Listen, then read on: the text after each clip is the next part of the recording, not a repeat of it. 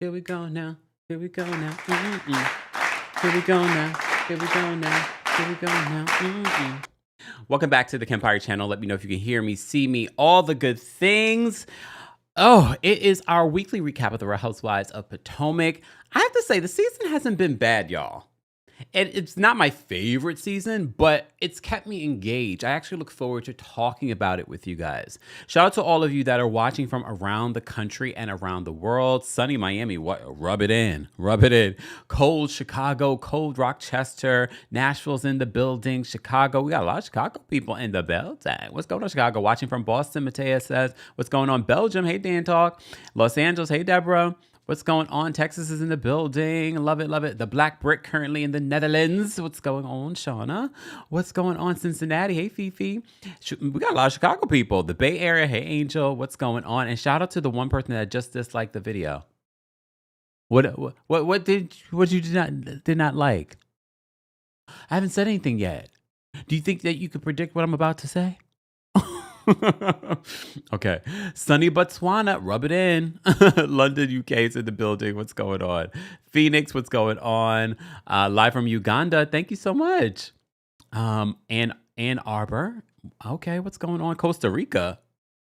I want to be there. Mobile, Alabama. What's going on? St. Kitts is in the house. What's going on, everyone? All right. Netherlands, what's going on? I love it. I love it. I love it. All right. Shout out to the 153 of you, though, that have liked the video already.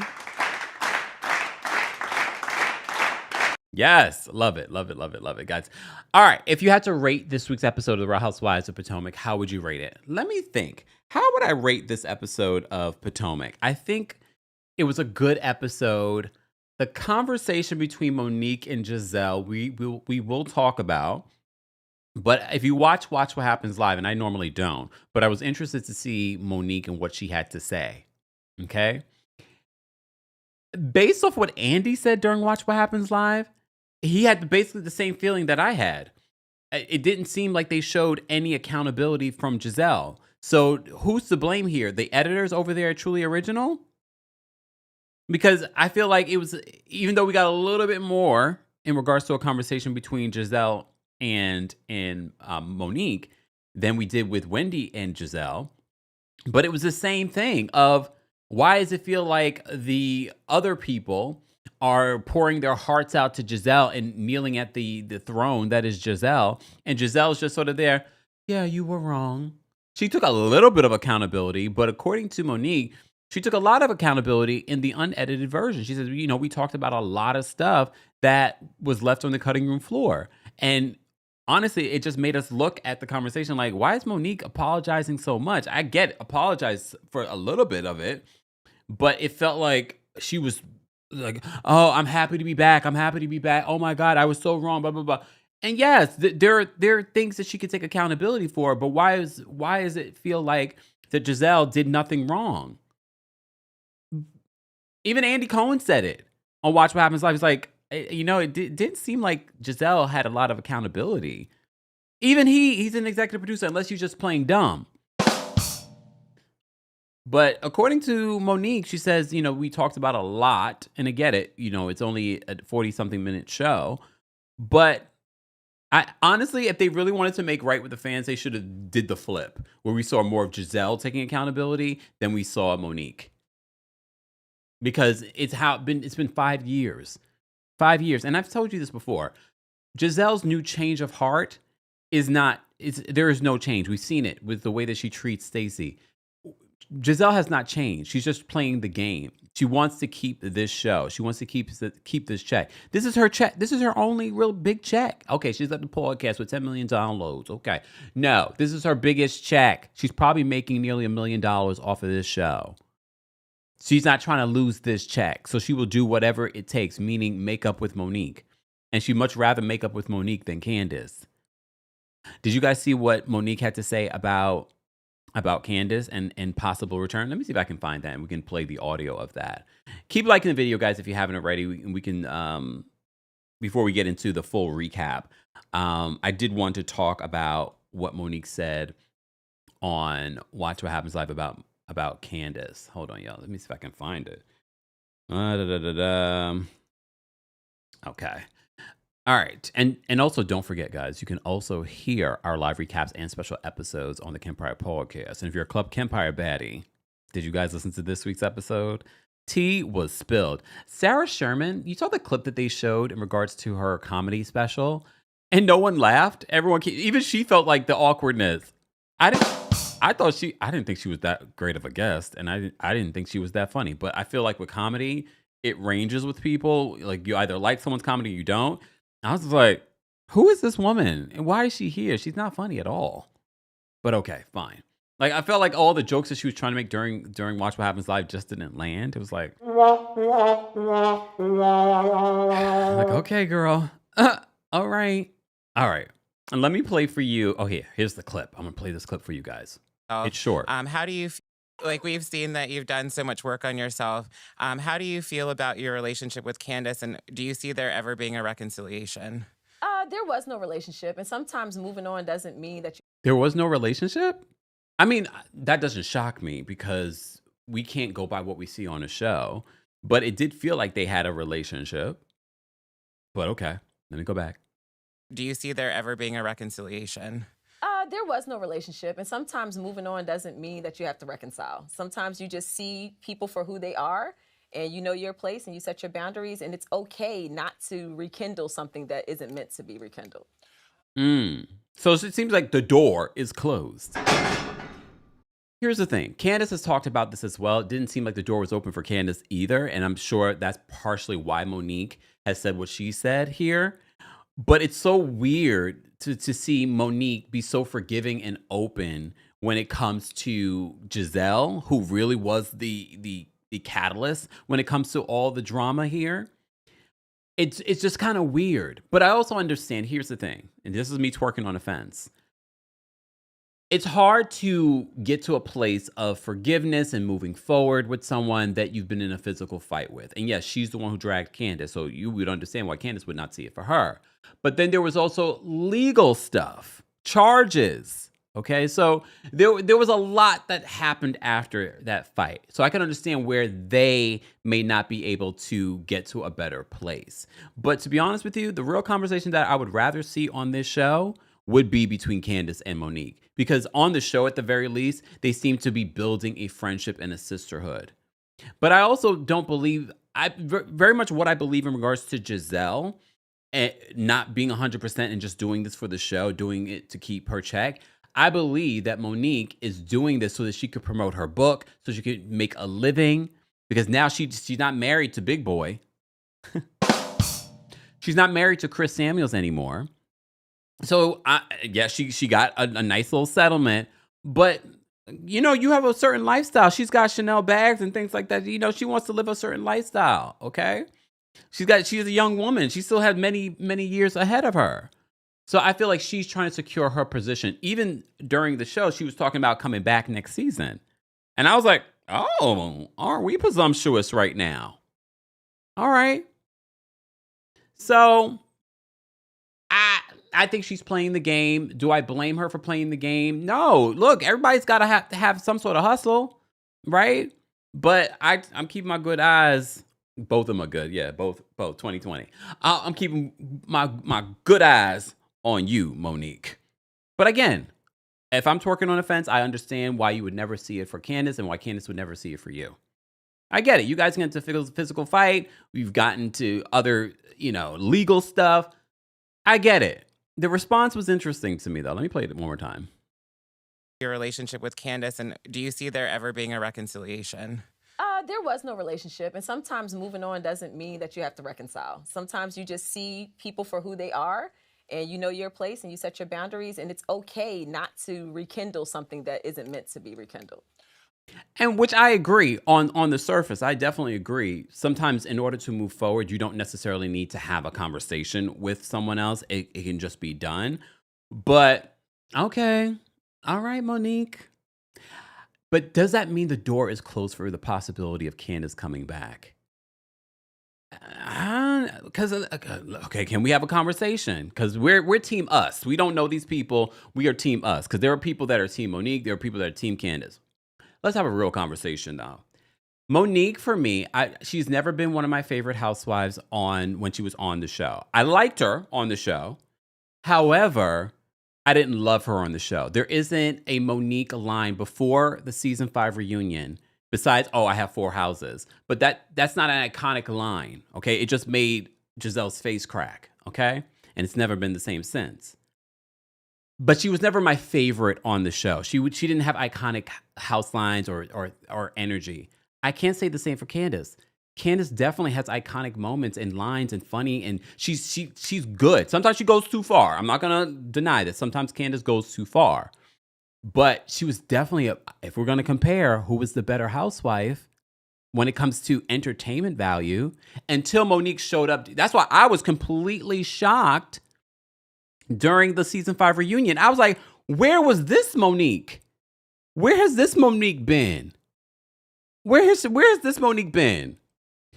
Mods, block LW. I'm playing. I'm joking. LW, is this pre-recorded? I don't understand why y'all guys do this. If it was pre-recorded, just be happy you're getting the content. Mind you, I have never even pre-recorded Real Housewives of Potomac recap. Is this pre-recorded? Anyway. Or maybe you said that so you could get the fever today. Okay. Hey, Judy. Judy's watching on Twitch. Judy says, Judy's over here laughing at y'all right now. It's okay, LW. You probably weren't here the last time I had to get someone together for this. I'm joking. I'm joking with you. Calm down. Coco's walking in late. What's going on, Coco? On? Exactly. Dad says, not to date, neck. If we had to really compare who's been the most iconic housewife between Candace and Monique, I would say Candace. The other element, like I said to you before, I feel like in season 5, I feel like that was the one. I was like, where has this Monique been? I was like, whoa, I was not ready for it. And that's why I was like, Monique needs to come back. If she has this in her, LW says, not you dragging me. It's all love, LW. It's all love. Okay. But the next person that says it will get dragged. Sally says, come on, villain era. I just posted a tweet over the week yesterday that I said, I feel like the villain era is slowly slipping away, y'all. The villain era is slowly slipping away because how many times I've started responded to some of the comments or tweets and stuff like that. And then I'm just like, delete. The villain era is going away. All right. Fab says, I agree with Kempire and I'm not a fan of Candace. I haven't been a fan of Candace either. And when I say not a fan, because at the end of the day, there will be moments where I'm like, oh, that was funny, Candace. I haven't been a fan overall when it comes to Candace, okay? But yeah, see, Trey says, I find Monique boring. What I do enjoy about Monique this season is the fact that she's not falling into the traps that they're trying to lay for her.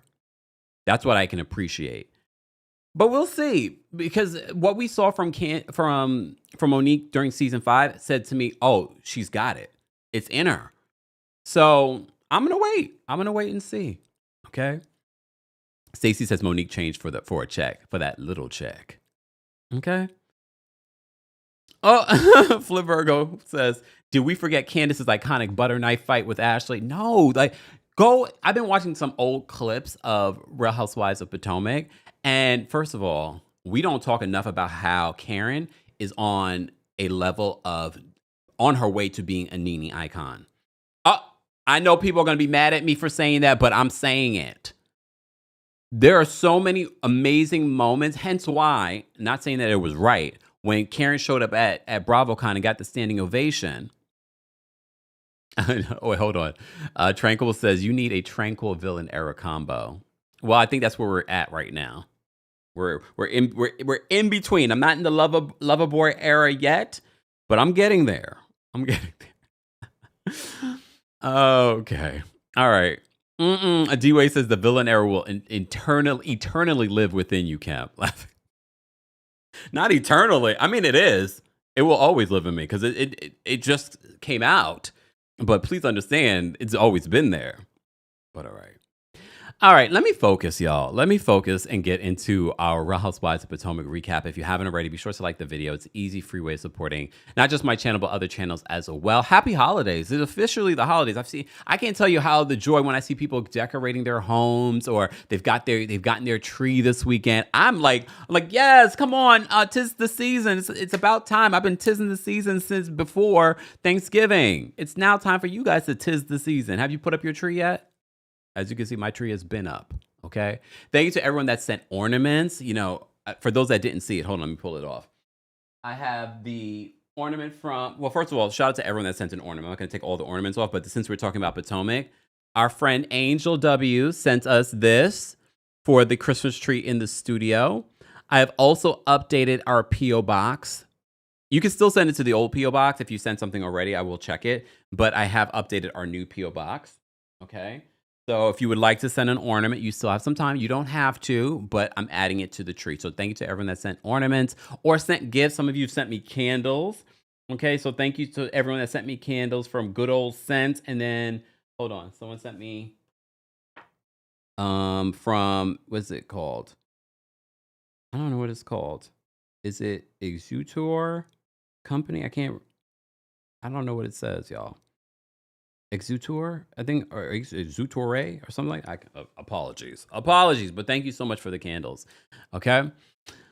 Let me see what you guys are saying. Mrs. Edith says, my birthday was Saturday. Happy birthday, belated birthday. And I will now start my holiday decorations. Also, you have a feeling about having your birthday so close to Christmas. It's okay. It's all right. Happy birthday. All right. Funky says, Kempire, do you have food allergies? Not really.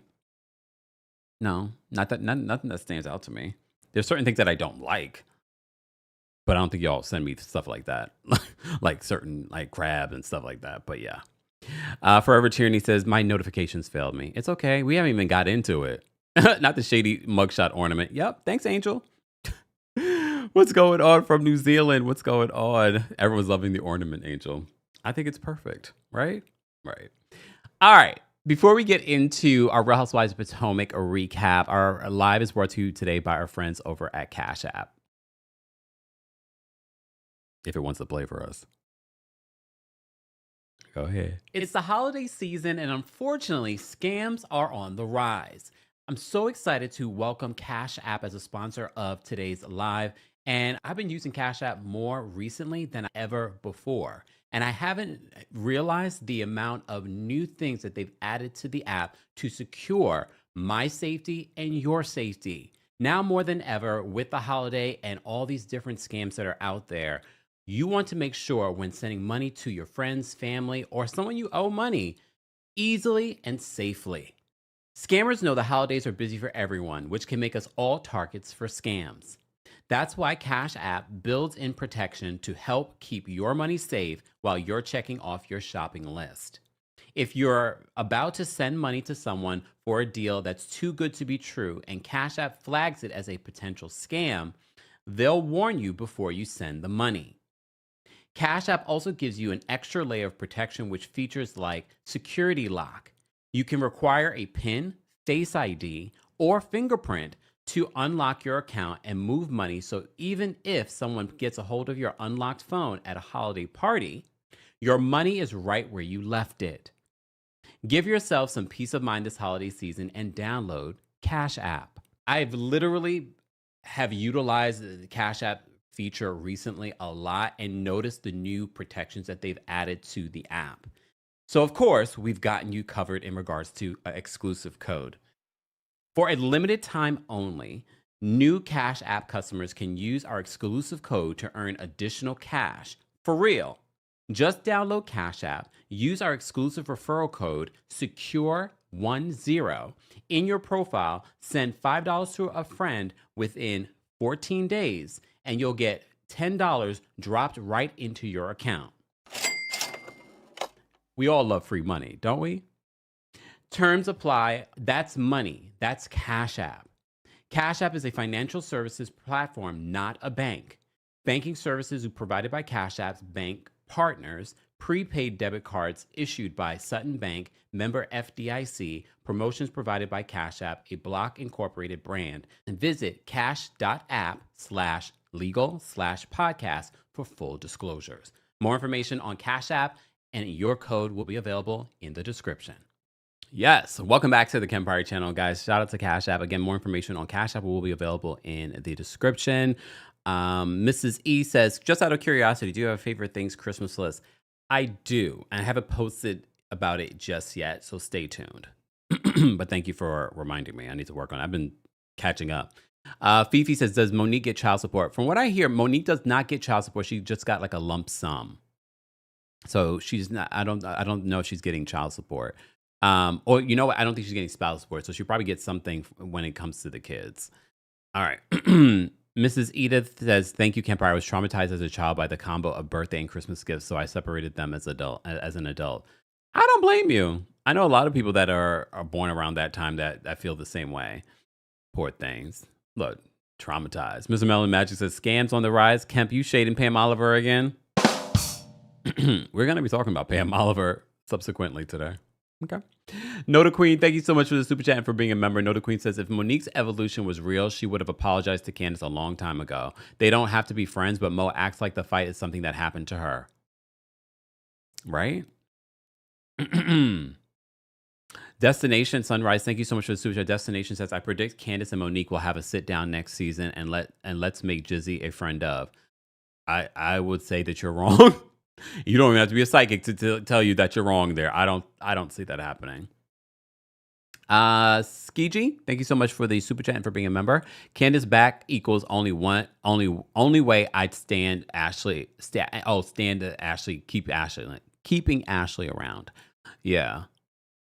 Monique Michelle, thank you so much for the super chat. Monique says, free Karen so that she can come and save RHOP. She is free. What in the Stacey Dash? Monique, you know she's free, right? Or are you just being funny? She is free. Free Karen. She is free. Katie, thank you so much for the super chat. Katie says, Karen being BFF's a cookie, big side eye. Tell me about it. And if you want to know more about my personal cookie experience, not really personal, but some tea, make sure you become a Club Kempire baddie. That's the Apple Podcast paid subscription. Just saying. We spilled some tea. I spilled a lot of tea in that latest episode of Club Kempire. Who listened to it? Thank you so much, Katie, for the super chat. So let's get to the Real Housewives of Potomac and the episode itself. I did watch the after show as well. I was literally rewatching it before we came live, hence why I was a little bit late, but here we are. So at the top of the episode, we have Giselle and Wendy going car shopping. Giselle wants to improve her carbon footprint, so she wants to get an electric car. The cars look good. I was like, this is really nice. I was surprised. Thank you, Miss Brooklyn Diamond. Miss Brooklyn Diamond just gifted 10 Kempire memberships. Thank you, Miss Brooklyn Diamond. Happy holidays to you. That's very generous of you. Thank you. All right, so she wants to get a new G-Wagon, okay? Wendy looks beautiful, comes in, hair, outfit, looking great.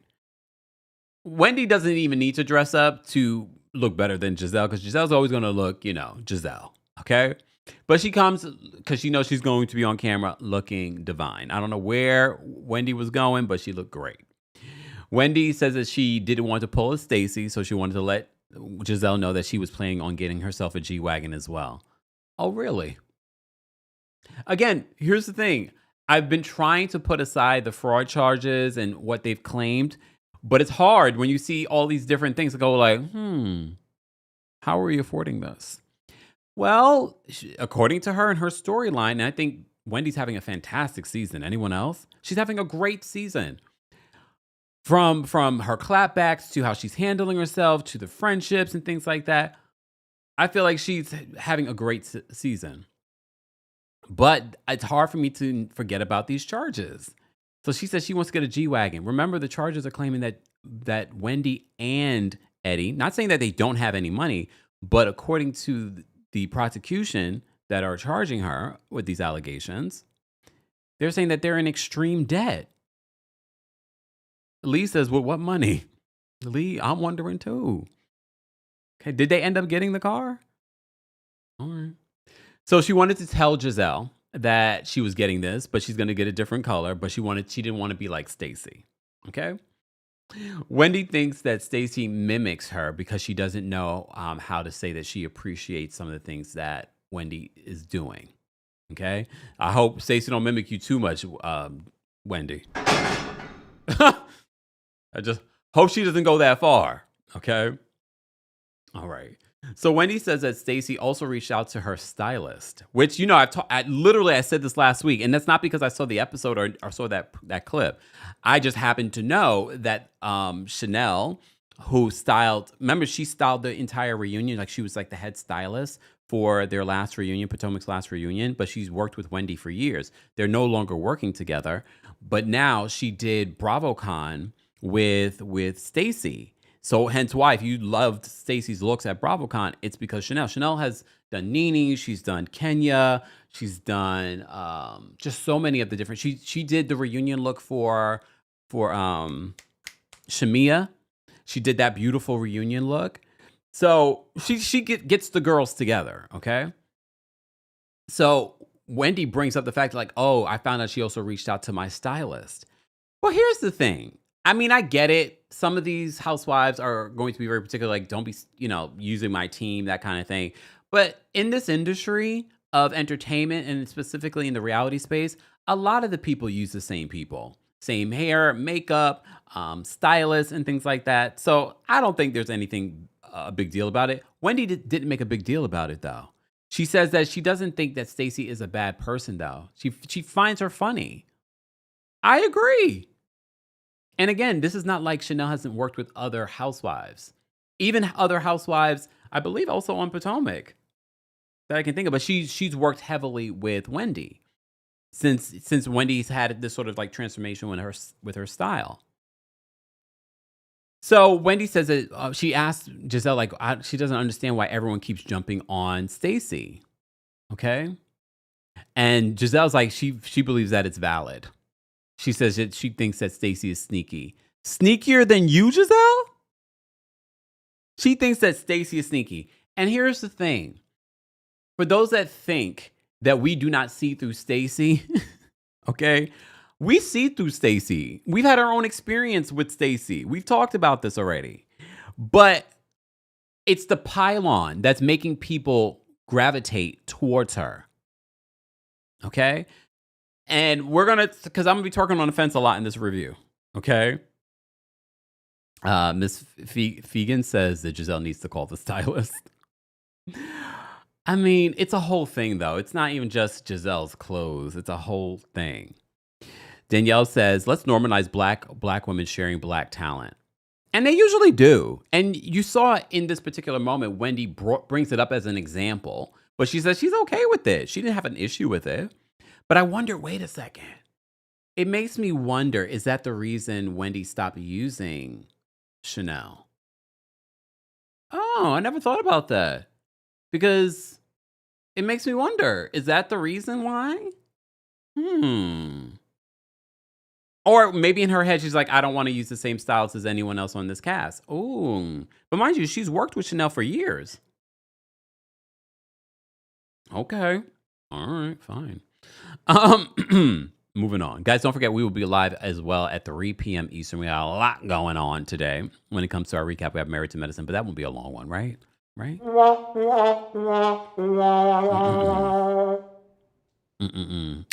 Dina says Wendy can't afford Chanel. And she means Chanel the stylist, right? Or you mean both? Both. Okay.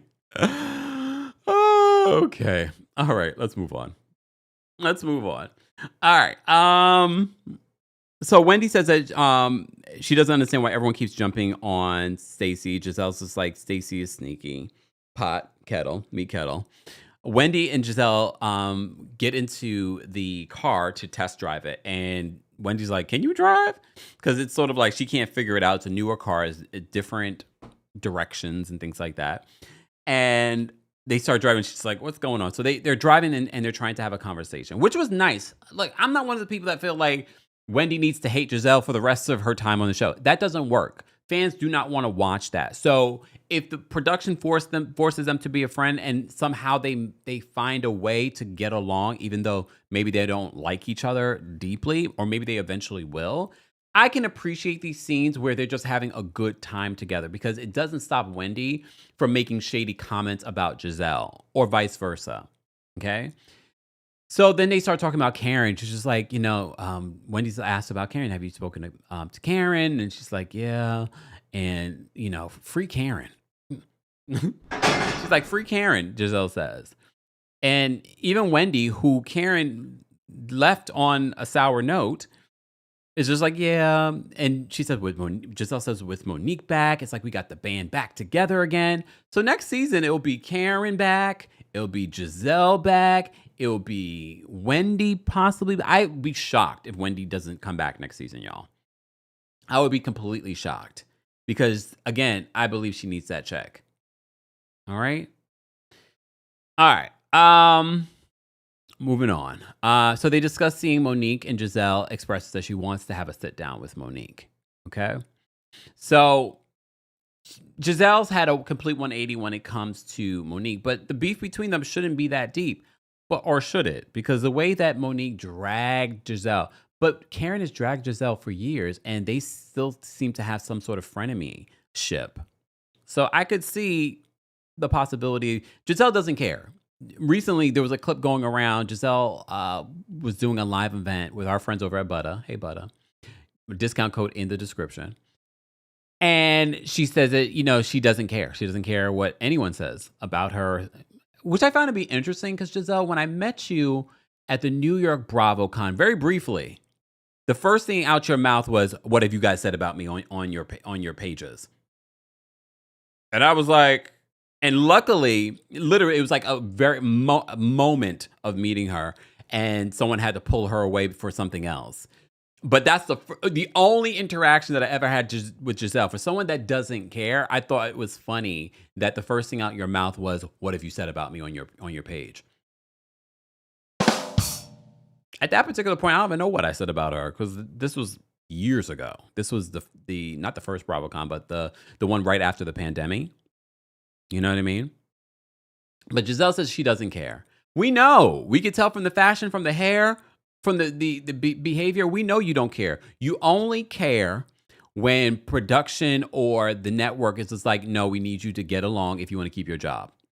That's the only time that she cares. But all right. Let's get to this next scene. Stacey meets up with her bestie, AJ, who's probably the only one that can speak some sense into Stacey. So they discuss the launch of her party. I guess she's having a launch party for Shio on Juneteenth. So this is back in June. So Stacey says that she's the first Black woman to have her own cannabis line in the state of Virginia. They talk about this during the after show. And this is why I can't get with Ashley, because very much like her and Giselle, they're just dead set on anything that Stacey's doing is to dog it out. And she says in the after show, Ashley, that she just says these things like she just makes these things up. You can just do a quick Google search, which I did. I even asked ChatGPT. Stacey is the first Black woman to have a cannabis line in the state of Virginia. She is. So Ashley says on the after show, well, if she really was, they would have had, this would have been articles and this and that and blah, blah, blah, blah, blah, blah. Girl, yes, you're right. A quick Google search would have told you that Stacey actually is. She is. You guys keep falling flat. You keep coming for Stacey, and there's so much you could come for Stacey for, and you keep coming for stuff, and you keep falling flat, and you keep being proven wrong. I'm just saying. But okay. So Stacey reveals to AJ, she's like, did you know that I am the first Black woman to have a cannabis line in the state of Virginia?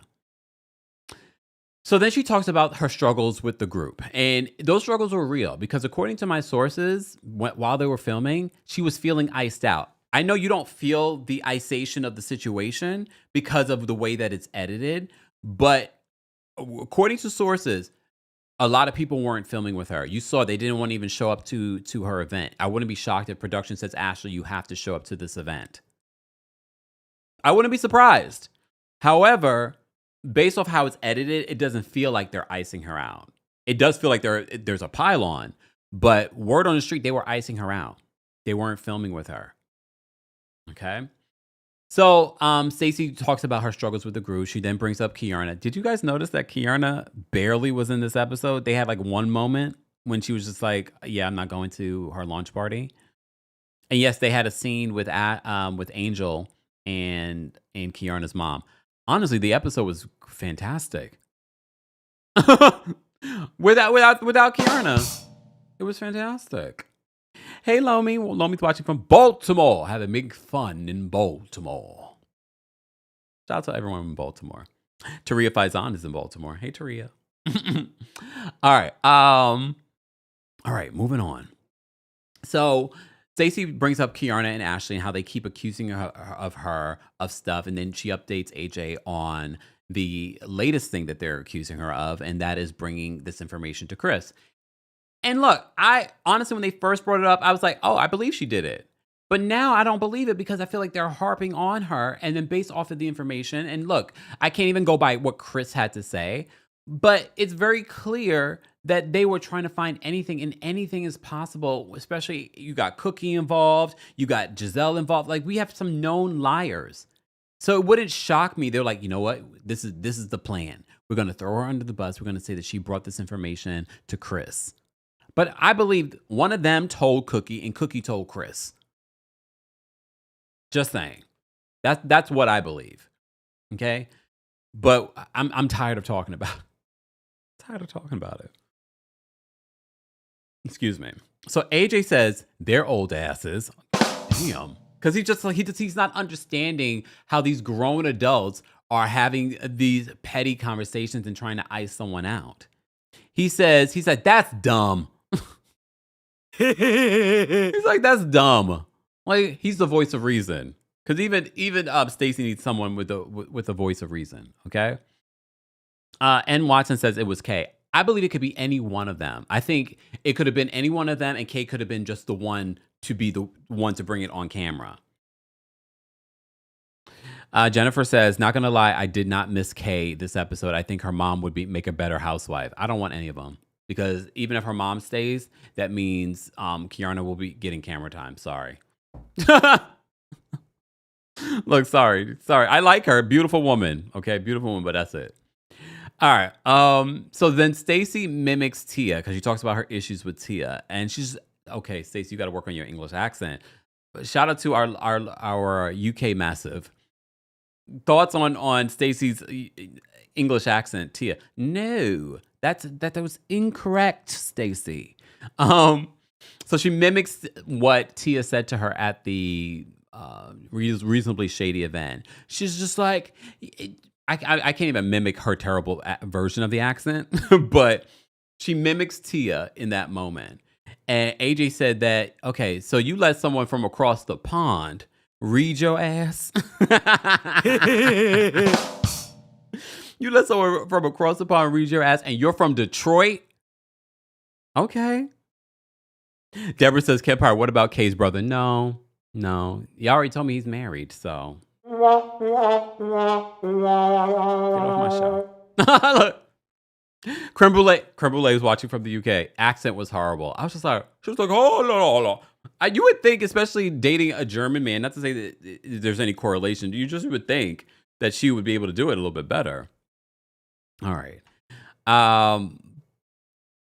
Someone says that Wendy should hit Law Roche for Styles. I'm sure she could, but can she afford him? Especially right now, she's got lawyers and stuff, y'all. So AJ said, "You let someone from across the pond read your A, and you're from Detroit." That's what we're all thinking. Okay, but she didn't. Tia didn't read Stacey. Stacey held her own in that moment. Okay, she definitely held her own. All right. Speaking of Tia, so we get this separate scene with Tia at her real estate office, and she's been so busy that she's speaking with her boss, and she said, "I think it's now time that I build my own team." Okay. And she says, she's starting to get used to sort of working this type of way because of the way that she grew up. And she talks about the way that she grew up. She's like, my neighbor was, I went to school with Sting's daughter, and my neighbor was Boy George. But, and this made more sense, that she says things change after the 80s. And she talked about how her father made some poor business moves. Hence, their money wasn't as long. Makes me wonder though, like, what about her mom? Because her mom comes from Nigerian royalty as well. So it makes me wonder, like, how old were you when your father lost all that money? Because if you're 40 something years old and he lost all the money in the 80s, so in the 90s you still were like a little girl. So it still doesn't make sense to me that if he lost all that money in the 80s, I feel like Tia is around my age. People still don't know her age. So in the 90s, you were still very little. So it's not, there's something with Tia in that. I like Tia. Don't get me wrong. I do like Tia. I don't like everything about Tia. But, okay, see, Dina says Tia's story is falling apart. It's not, you notice how I pick up on things. I'm paying attention. I was like, wait, she grew up in royalty, and I said, look at the house. I was like, and you're a real estate agent. Sidebar: I have not watched Only Manhattan yet. I am looking forward to watching it. Stay tuned, because I watched the season 1 like 5 times. So I part of me wants to rewatch season 1 so I can get back there for season 2.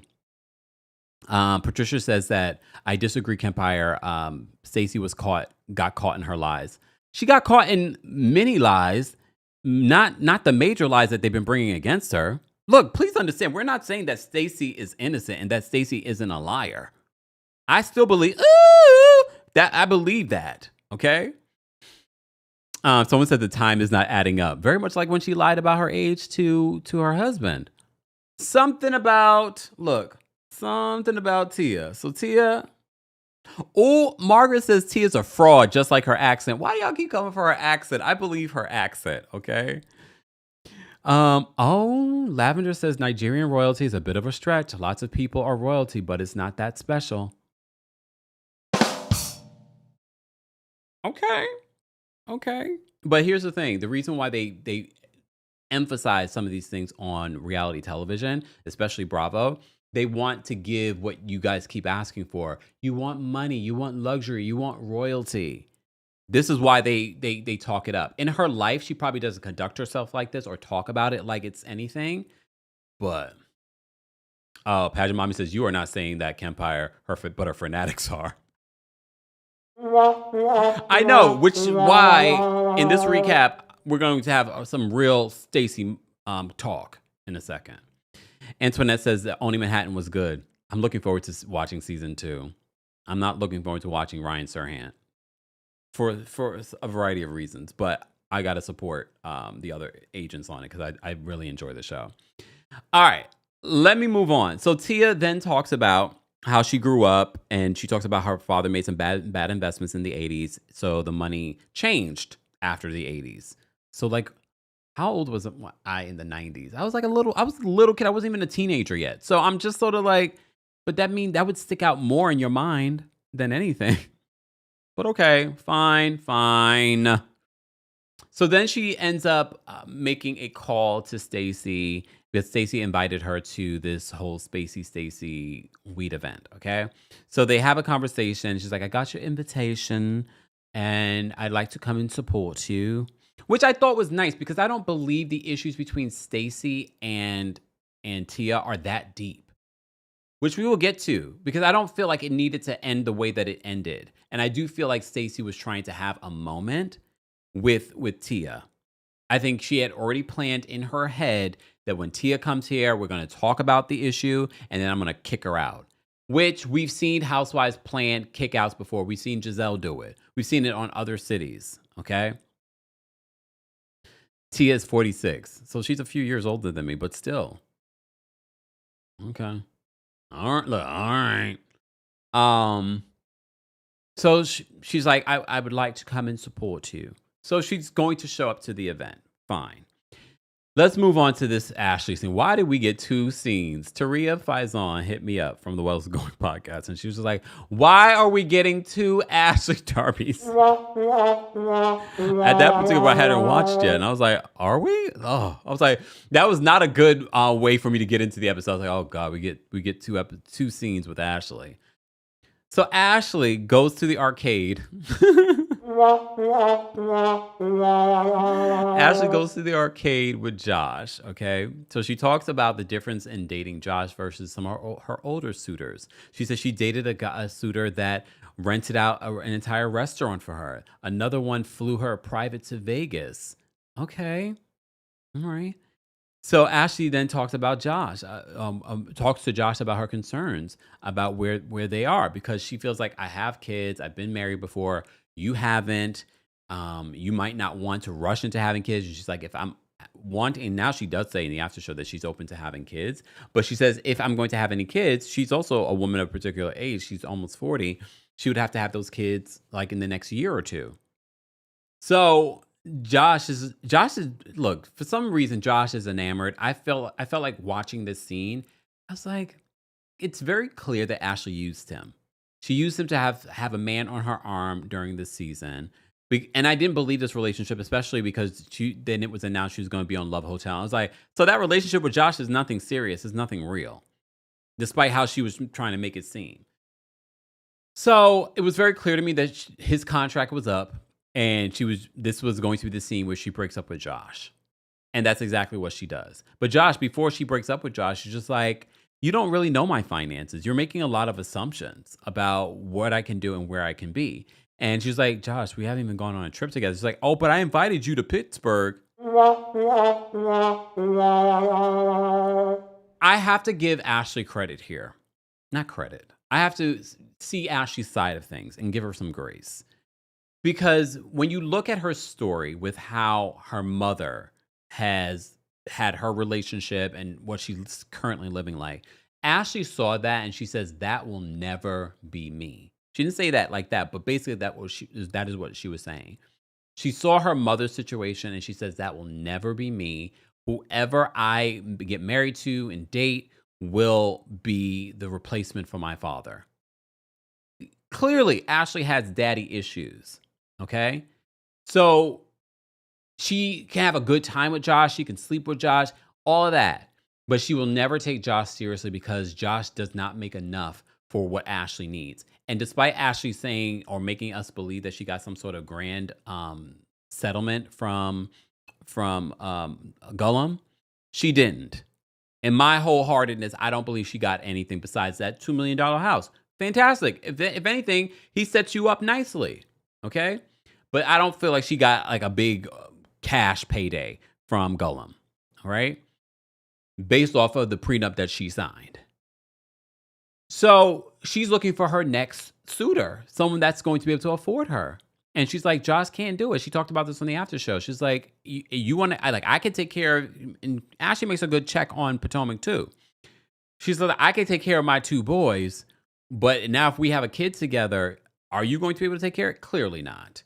Josh, she did you a big favor because I feel like, I said this the last couple of weeks, I feel like Ashley is there's a reason why Ashley was with Gullum. She's very much like him. You really you dodged a bullet. You dodged a bullet. Josh seems like a nice enough guy. I know the sister says that, he's not the best looking. I think it's the haircut. I think that might also add to the look. But Josh, you'll be fine. Wale, we said this last week. Wale, you dodged a bullet. You dodged a bullet with this one. Especially when, and look, everyone gets married for different reasons. I'm not judging people that get married for the money or the bag. Okay? Everyone gets married for different reasons. And in certain cultures, that is important. Your parents are finding your partner for you, and they're like, well, does he come from a good family? Does a family have money? Culture. So I don't judge. Everyone gets married for different reasons. Okay. So it's very clear, Josh, that Ashley's getting married for a certain level. And to be honest with you, she's now making money at a certain level too. So I understand why she would not want to date someone, God forbid, now look at the whole Candy of it all, Candy Burris. Why marry someone that's making less money than you? You get married, all of a sudden his value goes up and he divorces you, and now you're paying him child support or you're paying him spousal support. So I get it. Her plot and plan is to marry someone that has more. Okay? Someone that can fly her out. You dodged a bullet, Josh. Okay? You dodged a bullet. Just, I know right now you probably can't see it, but you did. Wale, you too, brother. You too. Just saying. Wale's good looking though. Come on, Wale. You dodged the bullet. I want you to find you someone better than Ashley. And you will. Stop talking to her though, Wale. Okay. Let me say thank you. Guys, if you're just joining us, don't forget to like the video. It's easy, free way of supporting the channel. We almost have 2,000 people in the building. Oh, well, we definitely have over 2,000 because we have quite a few of you watching on X. Shout out to everyone watching on X. We see you. Let me say thank you to Miss Esquire. Thank you for being a member and for the super chat. Miss Esquire says, I hate when folks refer to pros as their team. Unless you have these folks under contract and pay them so they can turn other work down, sit down. You're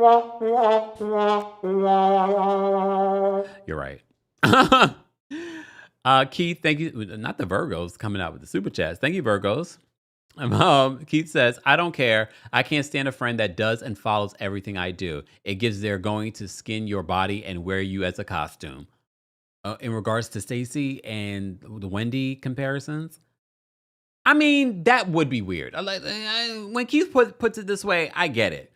It's one thing if you want to utilize my stylist, but if you, let's say, utilizing my stylist, you're utilizing my makeup artist, it kind of sort of like, okay, there are other people out there, but yeah, I kind of get where it'd be kind of like, okay, and now you're mimicking my business. And we're going to talk about the business because I have a lot to say about not inviting Wendy to your event, Stacey. Noda Queen, thank you so much for being a member for the super chat. Noda Queen says, on Reddit, they're saying Tia is a princess in the same way Karen is the Granta. Come on, shut up. Stop, Noda Queen. Reddit is just as bad as X, too. That is hilarious, though. Not she is the Granta. What do you mean? Someone just hit me up on X saying, I forgot what they were saying. They were like, and I believe that as much as I believe Santa's crossing the night sky. And I said, Santa's not real? Santa's not real? Okay. All right. Let's move on. All right. So then we have so Ashley does eventually in this scene break up with Josh. He's like, can I still walk you out? Oh, Josh, if my tiny violin was working, I'd play it for you, but it's not. Bossy says, am I late? Yup. We've been live for like almost an hour. Where have you been? Just saying. It's okay. You can always replay us. Millie, thank you so much for gifting. Thank you. You're all feeling the Christmas spirit. Thank you for gifting memberships because I will be dropping. Matter of fact, I will drop the call-in link now for members. I'm not taking callers just yet, but I will drop the call-in link for members. Live chat, I'll drop the call link for you guys. Let's get to 750 likes. Okay. And if you missed it, guys, we did end up recapping Real Housewives of Beverly Hills this past week. So be sure to check that out. No promises. I will be recapping it every week. All right. And we also recapped Kimora back in the Fab Lane. So if you missed that, you can also hear it on the Kempire podcast. All right. All right, let's talk about this Monique and Giselle conversation. So on Watch What Happens Live, Monique says that they talked about everything. There was so much more that they talked about. And even Andy Cohen was surprised. It felt like Giselle didn't show any accountability. And I don't know if he's just saying that because you make notes when it comes to these scenes. So I don't understand if you saw this before everyone else that you didn't say we need to show more of what Giselle is saying, because it felt like another Wendy and Giselle conversation where it feels like everyone is bowing to Giselle. Giselle does a little bit, she does say, I felt sorry. What do you mean you felt? It didn't feel like an apology. And in that moment, you see Monique say, thank you for that. She didn't apologize. She said she felt sorry. I need her to say, I am so sorry for what I said and did. She's like, I felt sorry. And she's like, thank you for that. What? That wasn't an apology. So Monique says back in the day, before they even sit down, she said back in the day, she just thought that Giselle was a hater. She was. Okay. She was miserable and just wanted to pick on people, is what Monique said. Okay. But she says, you show me your ass, I'm going to kick it. Okay, Monique, this is the energy I like to see from Monique. Okay. Mandy says, Kemp, I stopped watching the show. I just watch your recaps. Well, thank you. I appreciate that. Monique comes in and she says that she had to ask herself, why was she so mad at Giselle? She says that she claims that she was making herself the victim. I have to say, she did take some accountability here. She says that Giselle has a tendency to be in other people's relationships. And Giselle immediately gets defensive. No, she's right. She's right. You do. There literally is a pattern. Okay. Monique then also expresses that, she also felt sorry. She saw Grace at the Pride event and she's like, oh my God, I talked so bad about your father and here you are. And look, Monique in this conversation showed so much accountability and apology. But again, some people would say like, this is not the person that you need to show it to. This is the person that was was trying to spread a rumor that your youngest son, like she should apologize for that. Making it seem like your youngest son possibly wasn't Chris's. Okay? Like, you should apologize for that, Giselle, because she allegedly was the mastermind behind those rumors. So Monique says that she owned her actions in regards to the fight and that it triggered her. This is what triggered her spiritual journey. I just feel like Monique said a lot of this stuff right after the fight. Didn't she say that? Remember when she met with everyone and she talked about back then, this is 5 years ago, back then, why she may have been triggered by her fight with Candace. And she was talking about some of the things that she had gone through as a young woman. And I'm thinking like, didn't you say that though, when you had to sit down with everybody? So what's different now? But all right. So Giselle then says that she feels like maybe it was Chris that was like, why is Monique acting like this? And then she said, well, maybe it was Chris. So Giselle wants to blame Chris. What I can appreciate about Monique, she's like, no, I can't blame him for everything. But she's like, I did have to have this sort of persona in this relationship. But she said some of that also was me being a perfectionist. I have to give Monique credit is that she's not allowing this cast to dog Chris or to just blame Stacy, or she's like, well, no, I need to own what I've done and did. Maybe. 5 says she literally took accountability. 5 says she literally, meaning Monique, literally took accountability back then too. That's what I was wondering. I was like, I felt like you did in that conversation with the sit down where Giselle had the security guard because she felt unsafe. All right. Superstar 7 says, I'm sorry, but F Giselle and her kids. What? Jamal never apologized, so why should Monique? Not F the kids. No. Hey, Adrian. Can we all get a round of applause for Adrian? Adrian is this your second master's? Which one is this, Adrian? From Colombia. A round of applause to Adrian. She says, right. Where was the apology? Where was the apology for the paternity accusations? That is far more damning than what Monique said about Pastor Holy Whore. Exactly. And if you're going to issue this level of an apology, it should be to Candace. According to Monique, she says on Watch What Happens Live that Giselle, they talked about a lot more, but that wasn't shown. Excuse me?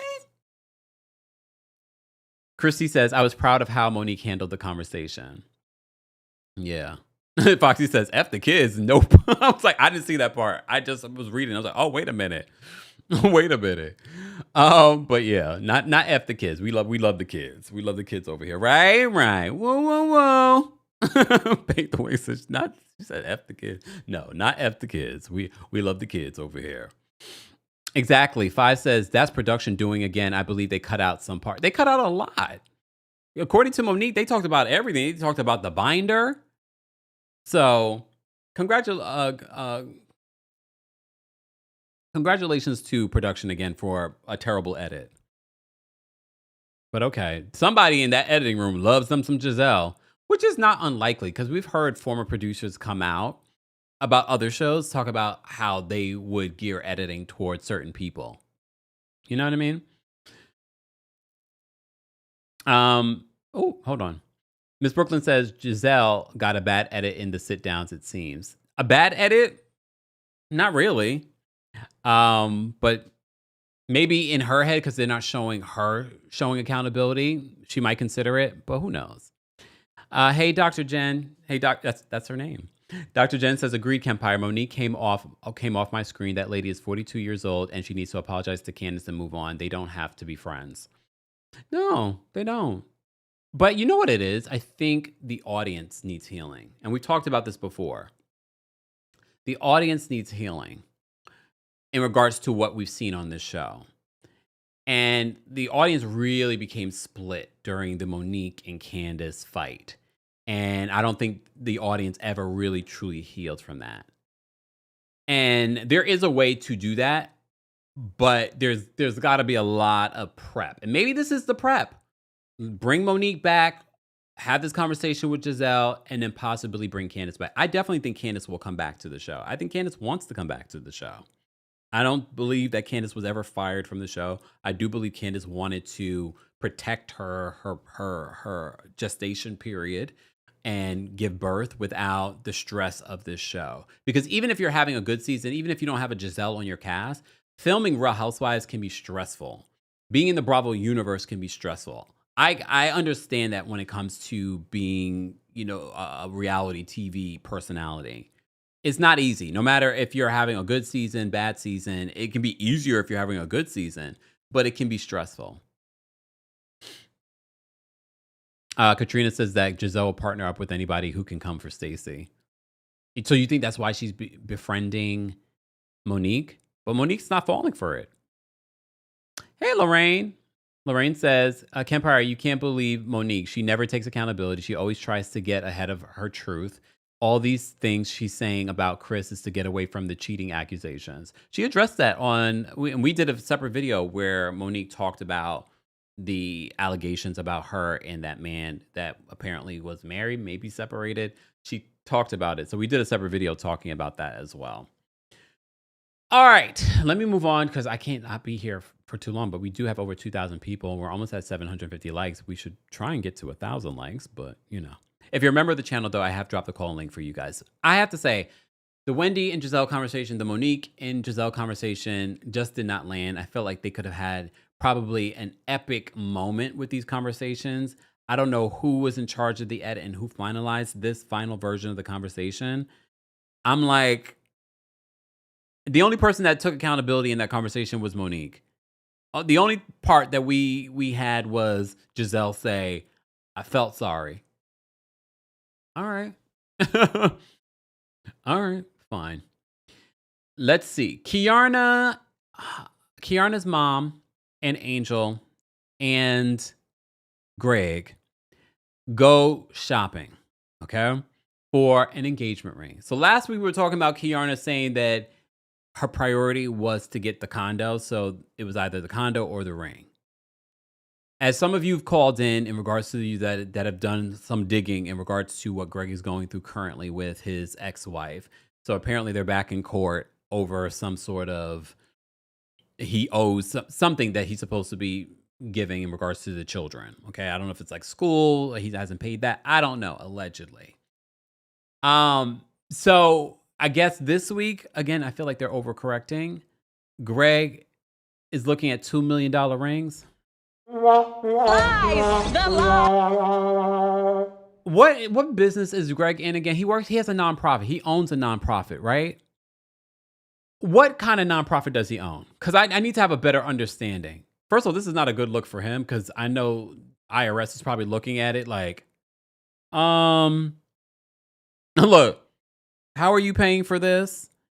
Unless we saw Greg at the cash register paying for this ring, I don't believe he walked out of there with anything, especially when he says, before I get the ring, I want to have a conversation with Kiana to make sure that this is the ring that she wants.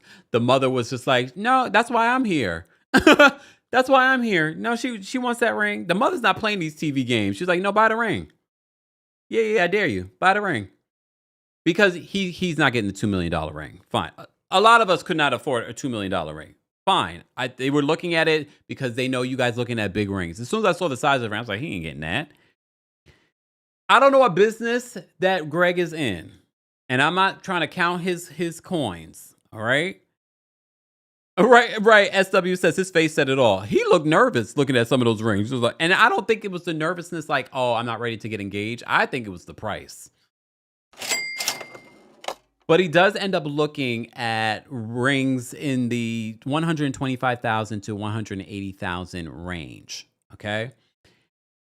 Angel is there. She's so happy to be part of this. She's like, 10 years ago, we were talking, Kiana and I, about where do we see ourselves in 10 years? And it's so interesting to be here with Michelle and you're buying the ring. I was all right. But I'm not even paying attention to what the hell Angel's saying. I'm paying attention to Greg's body language. The body language was telling me, the face was just sort of like him looking at the ring. They're talking. And he looked nervous, and not a nervous like, oh, I don't want to get married. I'm not ready to get married. I just did this, which is real. He did just go through it. He literally still going through the divorce stuff, like the aftermath of a divorce. So I can understand his hesitation. I think his hesitation there was not that. D said he's a social worker, but doesn't he own his own like agency or something like that? But even if he does own his own agency, it depends. Not for easy payment, Charge. Not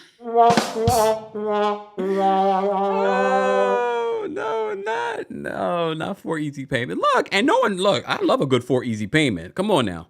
I do love a good for easy payment. I don't know. I feel like this entire season, Kiana has been overcorrecting. All right. When it comes to what people have said. And you guys, I've never really counted his coins like that. Like his first season. I've been counting them this season. Okay. Keith says for a $2 million ring, he would need to do a wire transfer. We didn't see any of that.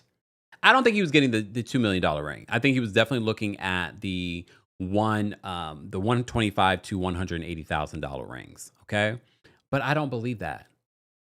I really do not believe that he was going to buy the ring. We did not see him make those decisions. You literally see him say, you and I, him and the store representative, will have a conversation without them. Yeah, because he didn't get the ring that day. Are they engaged? Well, probably they're not revealing it because maybe it happens on this season. If it doesn't happen this season, But the fact that they went ring shopping says to me that that's what's going to happen. I need to see the ring. I need to see which ring he ends up getting. I don't know. Sonia says, I didn't miss the newbies in this episode. Of the newbies, we didn't have Jazzy. Well, no, Jazzy wasn't in this. I like Jazzy. I think Jazzy is a good addition to the show, y'all. I definitely think she has potential. I know people turned their lips up at what happened her last season, but no, I think she has a lot more potential to be light, fun energy for the show. Damn, okay, Danielle says, and 100K is still too much when you haven't paid for your kid's tuition. That's the rumor. That's why he's back in court, apparently. So this might put him in a bad position when it comes to what's going on with his personal life. You didn't pay your kids' tuition allegedly, and you buying $100,000 rings on reality television. I'm like, you know what I mean? And how do you feel as the mother of those children? Unless you really have money like that, how do you feel? Is there a college fund set up for those kids? Because are you just buying? I've never bought an engagement ring. What's a good price point for an engagement ring? Unless you are a person of that stature, I feel like that's a lot. How many paychecks they say it's supposed to be? Just saying. I don't know. Miss Esquire says, what's interesting about his business is that the business provides medication assisted therapy and primary medical care, although he's not a physician. Well, here's the thing. Because I come from the nonprofit world before I worked for the law firm. Maybe he has a medical doctor that works for him. So that's possible. Maybe that's the person that writes off on some of that care. So that's possible. Okay, hold on. Okay, 3 times your pay is what you guys are saying. R Bless says 6 checks. Asia says 70%, 75% of your salary. Look, I wonder. Okay, TJ says 50. Yeah, because 50. Unless it was sort of like like you're a celebrity of some sort. You know what I mean? Unless you're like a millionaire, then I could understand maybe like $100K ring. But are you really walking around with $100K ring? Ali says that 3 months of your gross monthly salary max. Then I don't think he should be buying that ring. He's not. Look, he's not buying that ring. Oh, okay. This wasn't to me. Okay. Let me say thank you, guys. Guys, I am going to drop the call link for the general audience. I've already dropped it for our members. Become a member today. Shout out to those of you that gifted memberships today. We greatly appreciate your support, but you can also support just by liking today's video. We are recapping the latest episode of The Real Housewives of Potomac. Julianne, thank you so much for the super chat. Julianne says, I agree with that. It's like the audience wanting a Candy Fakestra sit down. Yeah. Which is unless Candy decides to come back, then you're going to get that sit down, which you never know. Now that might be a season worth watching, but would it be real? Because let me be honest with you, Candy being a tourist, if you break our trust in such a big way, Candy will never see it for Phaedra ever. Like they could probably coexist on the show, but they would never go back to being as close as they were. Miss Afro Gorgeous, thank you so much for the super chat and beautiful photo. Says, I had the biggest eye roll at Greg's scene at the jeweler. Okay, so I wasn't the only one? All right. Look, I hate to be counting his coin, but you're on a reality show where you're buying stuff and we're sort of trying to understand, can you afford it?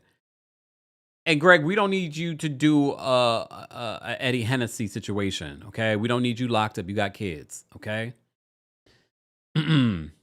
Yeah, Tori, we did a whole recap. Tori says, Kempire, I didn't know Kimora was back on the air. You're welcome, E. Send me a check so I can do a little promo video for y'all. It's going to be like $20,000. I just saw the $20,000, so that's why I was... But not far from it.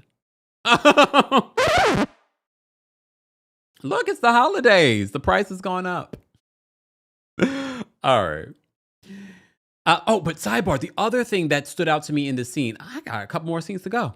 The other thing that stood out to me in the scene was that Greg was sort of like, when asked if he was going to get the condo as well, Greg's going to buy $100,000 ring and buy her the condo. First of all, why does she need the condo? Y'all just bought this house together, right? Because I still believe her name is on this house. Why are you buying a condo if you're getting engaged? I also don't understand. Unless you bought this condo as a rent to buy, I don't understand why are we talking about buying the condo. Something's not making sense. Okay. Well, Shadrika says Greg has an LMSW, a licensed master's in social work. Average $70,000 a year. DMV area. K, please. No, she said police. That's how she wrote it. He owns his own business. Oh, all right. So for the math is not mathing either, Shadrika, for you. Not mathing for me either. Oh. All right. Let's move on. Ashley and her sister Jessica. Jessica looks just like the mama. Okay. So Ashley talked about how Uncle Lump was always there for her, so she wants to be there for Jessica. I really like Jessica. Jessica's very likable. Okay. So they're going shopping because Jessica is going off to the University of Maryland. They end up talking about how she told her parents that she's not going to be coming back. And I know some of you can probably relate to that. Okay. Oh, wait, hold on. Roman says, hold on. Says no, Greg is a LCSW -C, which is the highest level of social workers. Okay, but is he making enough to buy that ring? And he has what, 3 kids? Doesn't he have like 2 or 3 kids? I think he has 3. The math ain't mathing, y'all. The math is not mathing. If you had told me he was an entrepreneur and he had these multiple things, the math is not mathing. Okay. All right. Whatever. It's not making sense to me, but I also think they're overcorrecting this season because so many of you were already dragging him last season for not necessarily being the best. And I feel like now they're overcorrecting. Mr. Mellon Magic said, and he still can't afford. Yeah. L says 180K is wild. Is he Rockefeller? I feel like it was a scene, y'all. It was a scene. Sarah says, I don't think Greg can afford $180K ring, but if he's been working as a social worker for, say, 15 years, he wouldn't be making 70K at this rate. He'd be at the 6 figures by now. Yeah, when we say 6 figures, he'd probably be making, let's say, 100 and something thousand, more than he has for the ring. Okay. Dina says you can own Microsoft and then you can own Open Arms LLC. That doesn't mean he has money. I love how we're dissecting all of this. Greg, it's okay with what you make. What we're saying is that do not go into the poorhouse trying to keep up with the Joneses. Okay. Pajamami says 125K. Well, he looked at 2 rings. One was for 125. The other one was for 180. Okay. Just say. Dina says 125 doesn't go far in the DMV. Definitely don't go far in New York City. Definitely does not go far in New York City. His bookie bear says Mia is real quiet now. For a little bit. She did post about her birthday. If you missed our updates on Mia Thornton and her arrest, check out the channel if you're new here. Let us know if you are new here as well, if you're in the chat. All right, let me move on. So Ashley has this conversation with her sister. Here's the thing. I can appreciate Ashley showing up for Jessica because that's what Uncle Lump has done for her over the years because she didn't have her father and her mother has been so entrenched in this relationship with this man that's an alcoholic, apparently, according to Ashley and according to Jessica. Jessica talks about not wanting to come back home and she gets really emotional talking about it because that's her biological father. And she doesn't want to be around him. She doesn't understand why he doesn't change, doesn't, do something better for himself because he's been an alcoholic apparently for many, many decades at this particular point. And Ashley, she updates Jessica on her breaking up with Josh, but Jessica never really liked Josh. She didn't think he was that good looking. All right. You got 2 scenes with Ashley. Okay. 2 scenes with Ashley. But I thought it was a valid scene. It makes sense to what she's been talking about these last couple of episodes in regards to her mother and her mother's relationship. But I said this last week. Her mother's not going to change. And it makes you understand why Ashley doesn't want to be with someone that's not financially secure, that's not financially doing better than she is. Okay. So I'm not surprised that Ashley has a perspective that she doesn't want to be like her mom. She doesn't want to make the same mistakes as her mom. She doesn't want to end up under a bridge like her mom did. You know what I mean? So some people either end up making the same mistakes as their parents or learning from those mistakes and saying, or course correcting, says, I do not want to do that. So, and I don't think Sheila's going to change. Oyen says, Sheila has caused so much trouble in her kids' lives. Talk about putting a man above all else. And I don't think people talk enough about that. We were talking about that with Brittany, but maybe we have, and I just haven't seen you guys talk about it. But basically, if anything, Brittany is far better than Sheila. So you're staying in a relationship with an alcoholic that's not paying for anything, and your daughter doesn't want to come back home? So, I don't know. Fifi says that Candy needs to use Michael Darby's lawyers. Based on what I've heard, Candy's lawyer is not bad at all. Don't worry about Candy. Okay? You also want a lawyer that can practice in the state of Georgia. I don't know if Michael Darby's lawyers can. Hey, Ann Watson says, thanks, Kempire. My workday is going by fast because we're here. I've already been talking for almost an hour and a half. So I want to move on because then we're going to get to callers. So keep liking the video, guys. Since we're almost at 900 likes, let's get to 900 likes and I'll drop the call link for the general audience. But if you're a member, I've dropped the call link for you guys. We already have a long line. The backstage is already full with our members. So thank you to everyone that are members. Let me get through these last couple of scenes really quickly. But first, thank you, AG, for the HG. Thank you so much for the super chat. I think Greg will get Kay a shut up ring, but won't actually marry her. He's been dragging his feet for some time now. I don't even know if she wants to get married, to be honest, because she had put her foot down and then she still got back with him. She even moved out. Miss Afro Gorgeous, thank you for the super chat. Says, I agree. The overcorrection is so obvious with Kay. It's so obvious this season. And honestly, I don't, even if she gets engaged this season, I don't care. I don't, no. Y'all should have kept her as a friend of, even as a friend of. I don't enjoy her. Keith, thank you so much for another super chat. Keith says, for Greg to be looking at 100K rings, I would think that he would have had lotion for his ashy I'm surprised Michael is in his 60s. I thought he was 85. We've talked about Gollum. Okay. He needs to moisturize. Butter. Head on over to butterskin.com and use our discount code for 10% off. Kempire 10. The holidays are right around the corner. They have all really kind of great, like little stocking stuffers as well, guys. So head on over while supplies last because things are going fast and time is running out. It's December 8th. How many days till Christmas? Hold on. 17 days till Christmas. 17 days till Christmas, y'all. You don't got time. Go get your stuff. And if you're looking for Kempire merch, go get your Kempire merch. Well, okay, this is not Kempire merch, but go get your Kempire merch at housekempire.com. All right. Yeah. You're right. Famalayo says that ring shopping was a reaction to Stacey saying, go chase after Greg. Go beg. All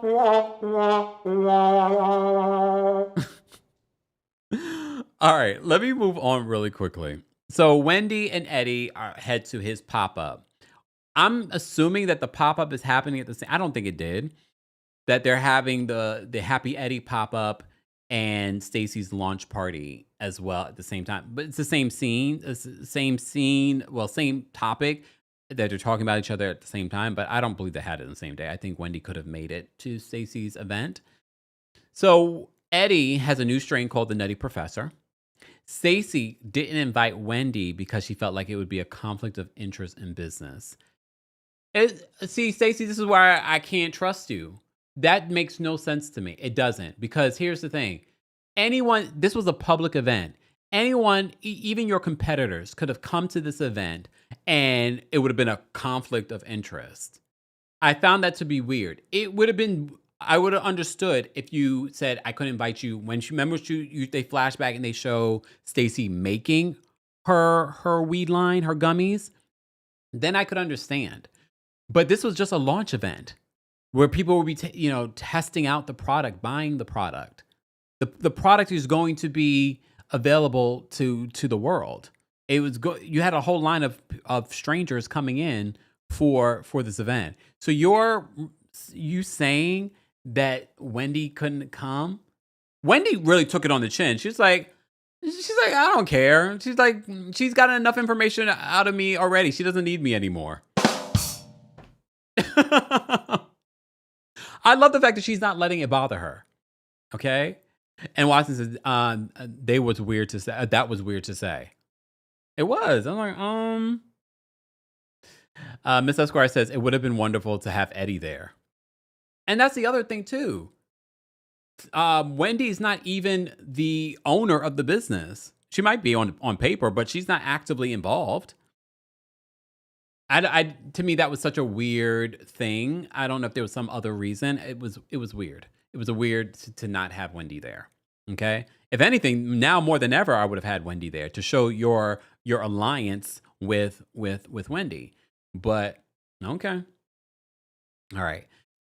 It doesn't. I keep telling you guys, some of these moments that happen on the show, I'm trying to put aside these allegations against Wendy.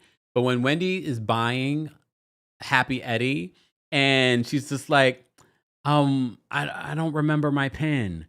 And she puts in the PIN and it says invalid. She's like, oh, I don't remember my PIN. She's like, I normally use credit, but you can't use credit. I don't even think you can use normally like the weed shops, you have to use cash or something like that. Anyway, so she's like, oh, I don't know my PIN. And Wendy's just like, in my head, I'm watching, I'm like, these allegations. I say, is it Pam Oliver's PIN? Eddie Hennessy's PIN? Because the prosecution is accusing them of using these aliases for ill-gotten gain. They've come out and said that that's not true. They only use that for because they're public figures in regards to package deliveries and things like that. Okay. Exactly. Is because apparently they had over 40 credit cards. 40 credit cards. But my thing is, even if you have many credit cards, how many debit cards you have? Those are the ones that, no, some of your credit cards you can put a pin on. Okay, Crystal says, yeah, that was suspect. It didn't land. I was like, which one? Which account are you using today? Poppy says the editors deserve a raise. Like, we're giving them a raise and then we're taking that money back for that damn scene with Monique and Giselle. Right? 40 credit cards. So that didn't land. They left that in on purpose, editors. Y'all left that in on purpose. Stephanie says, now she forgot Pam's pin at the dispensary. She did. Hold on. I had that. Look. Who said that? When did she say that? You did. Mm-hmm. So, yeah. So they talk about Stacey's line, Wendy and Eddie, and she was mentioning it to the other people there at the pop-up event. Okay. So then Stacey has her launch party. She arrives. She sees the long line of people that are waiting for her launch party. She says that Wendy she says to Ashley, Wendy couldn't be here, but she's very celebratory. I thought that was weird because they know that it would have been weird if she had said to them, oh, I told Wendy not to come because, a conflict of interest. Stacey be lying. Okay. She definitely lies. Okay. And I just found that to be a weird response. You should have just had Wendy there. It would have been better if you she has a conflict of interest in regards to a conflict in her schedule. But okay. Stacey says that because Tia arrives and she asks about Timo and Timo isn't there, and he's traveling as he always is.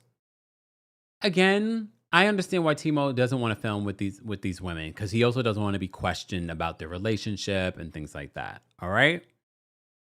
Ashley and Stacey have a side conversation, and apparently one of the dresses that Ashley wore just the week before, Stacey is wearing.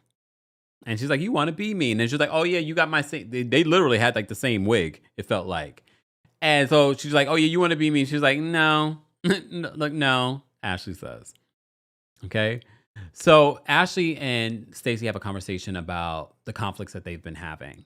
So Stacey pulls her to the side to have the conversation, and she says that Ashley says that there are instances that make her see Stacey in a different light.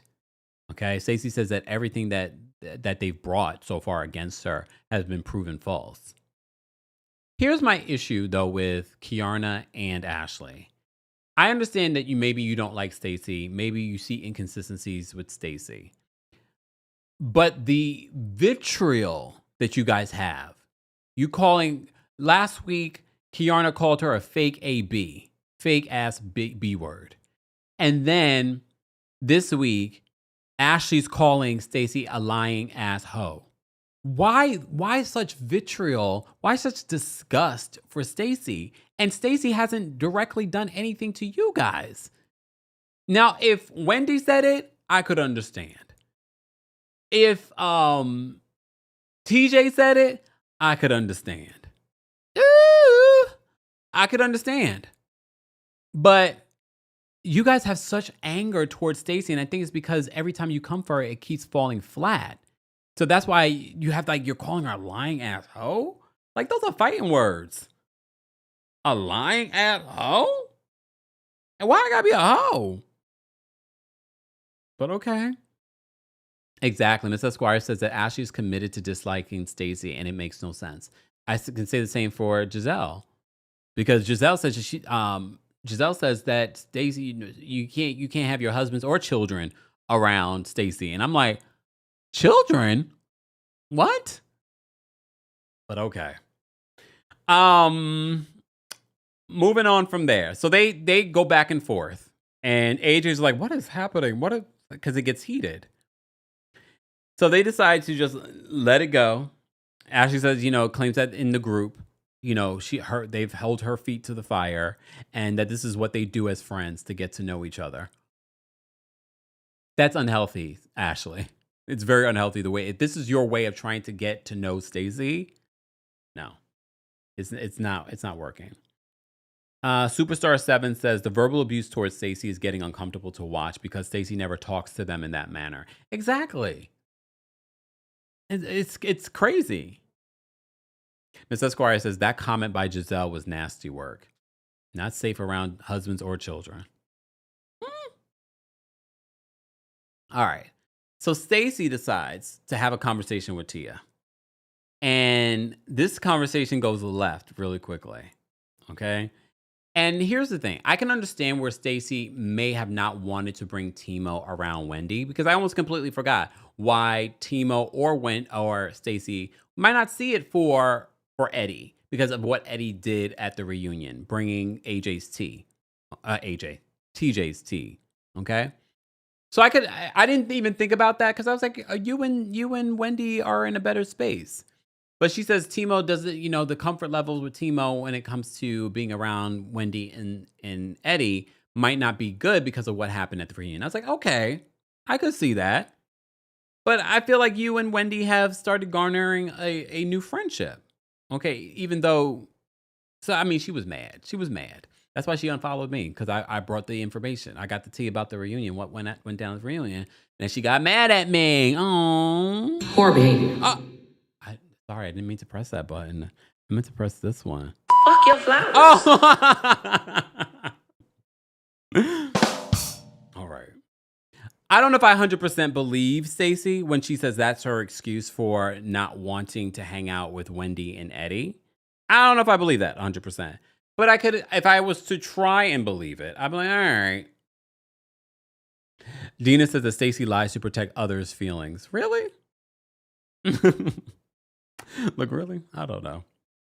I think it's to protect her feelings. But here's the thing, too. When it comes to the Timo of it all, we've said this before. I could understand as a couple why Timo is like, I don't want to be a part. I will film with you, but I really don't want to film with them. I could understand where she's sort of going by following his lead, and how couples work together. Like, yeah, you don't want to go, or yeah, it's time to leave. You're alive for your partner. Okay, so I can understand that aspect of it all. And I also don't feel like the issues between Tia and Stacey are that deep. Hence why this situation, this scene going left, I don't feel it was necessary. I feel like Stacey definitely plotted and planned this. That was the only reason why she invited Tia. She planned this the entire time to kick her out. The conversation between Tia and Stacey goes left very quickly. Okay. She believes that Tia overstepped because she's trying to make her way in the group. Tia claims that Stacey on the phone says that you have to have her back with the ladies. And Stacey says that's a lie. I've never said that. And Tia's trying to explain what happened, and Stacey's not letting her speak. Okay? And Tia's just like, "Would you shut up?" And she's like, "See, this is the real Tia. One thing I will give Tia is that she's able to handle her own. And despite what, people might think of her as a personality on the show, I think she's a good addition. She's probably one of the best additions of this new season, okay, when it comes to the newbies. But I do feel like with everyone telling her stuff, and she said she was trying to keep an open mind. I think she should still keep an open mind. But after this argument, I was just like, Stacey, you're doing a little too much. I don't feel like it needed to go to this level where you kicked her out. I do feel like you guys could have resolved your issues, because I don't believe your issues with Tia are that deep. It didn't need to go to this level. If anyone that you should have been kicking out of that event, it should have been Ashley, because she's dead set on having an issue with you. And I think the only reason why you didn't kick Ashley out is because you feel like Tia is lower on the totem pole. So you're like, you sort of, getting rid of her. Megan says that Tia is kind of bland for my taste, but not everyone on a reality show needs to be theatrical or over the top. She's going to bring a balance, for at least I believe that they need on the show. But at the same time, although she's going to bring balance, she's also not going to let you punk her. And we've seen that. K-Baby says, toodle-doo. Yeah, because she's like, toodle-doo, Stacey says to Tia. And Tia's just like, I'm leaving. Roman says that I think Stacey is fed up. I agree Ashley should have been kicked out as well. If anything, I could see that conversation going left before, because I feel like Tia and Stacey could have come to some sort of agreement and just been dead with it. And here's the other aspect. Stacey, I know you're riding high off the fans loving you, but as much as they love you today, they can hate you tomorrow. Okay? The other aspect is here. No matter how the fans feel about you, that's not going to save your position on the show. I.e., Katie over there in Orange County. None of those people wanted to film with her, get along with her. And now for season 20, word on the street, Katie's not coming back. I don't know if that's true or not, but that's the word on the street. But you saw how all the fans were Team Katie, Team Katie. People might be and now look, I'm not agreeing with the pylon with you. We've been talking about this. They're not agreeing. You still need to be able to get along with a good amount of the ladies. It can't just be Wendy, because like I said, we don't even know if Wendy's going to come back next season. I think she will. But is that the only person that you get along with on this group? That's not a way to survive on this show. Even if you're not best friends with Tia, you could have at least been amicable with Tia. She's someone else, because again, you guys aren't seeing it because of the way it's edited, but word on the street, people weren't filming with Stacey. And it wasn't them icing her out. We can see that they were definitely piling on with her this season, but you still need to be able to navigate a relationship with all the people in this group.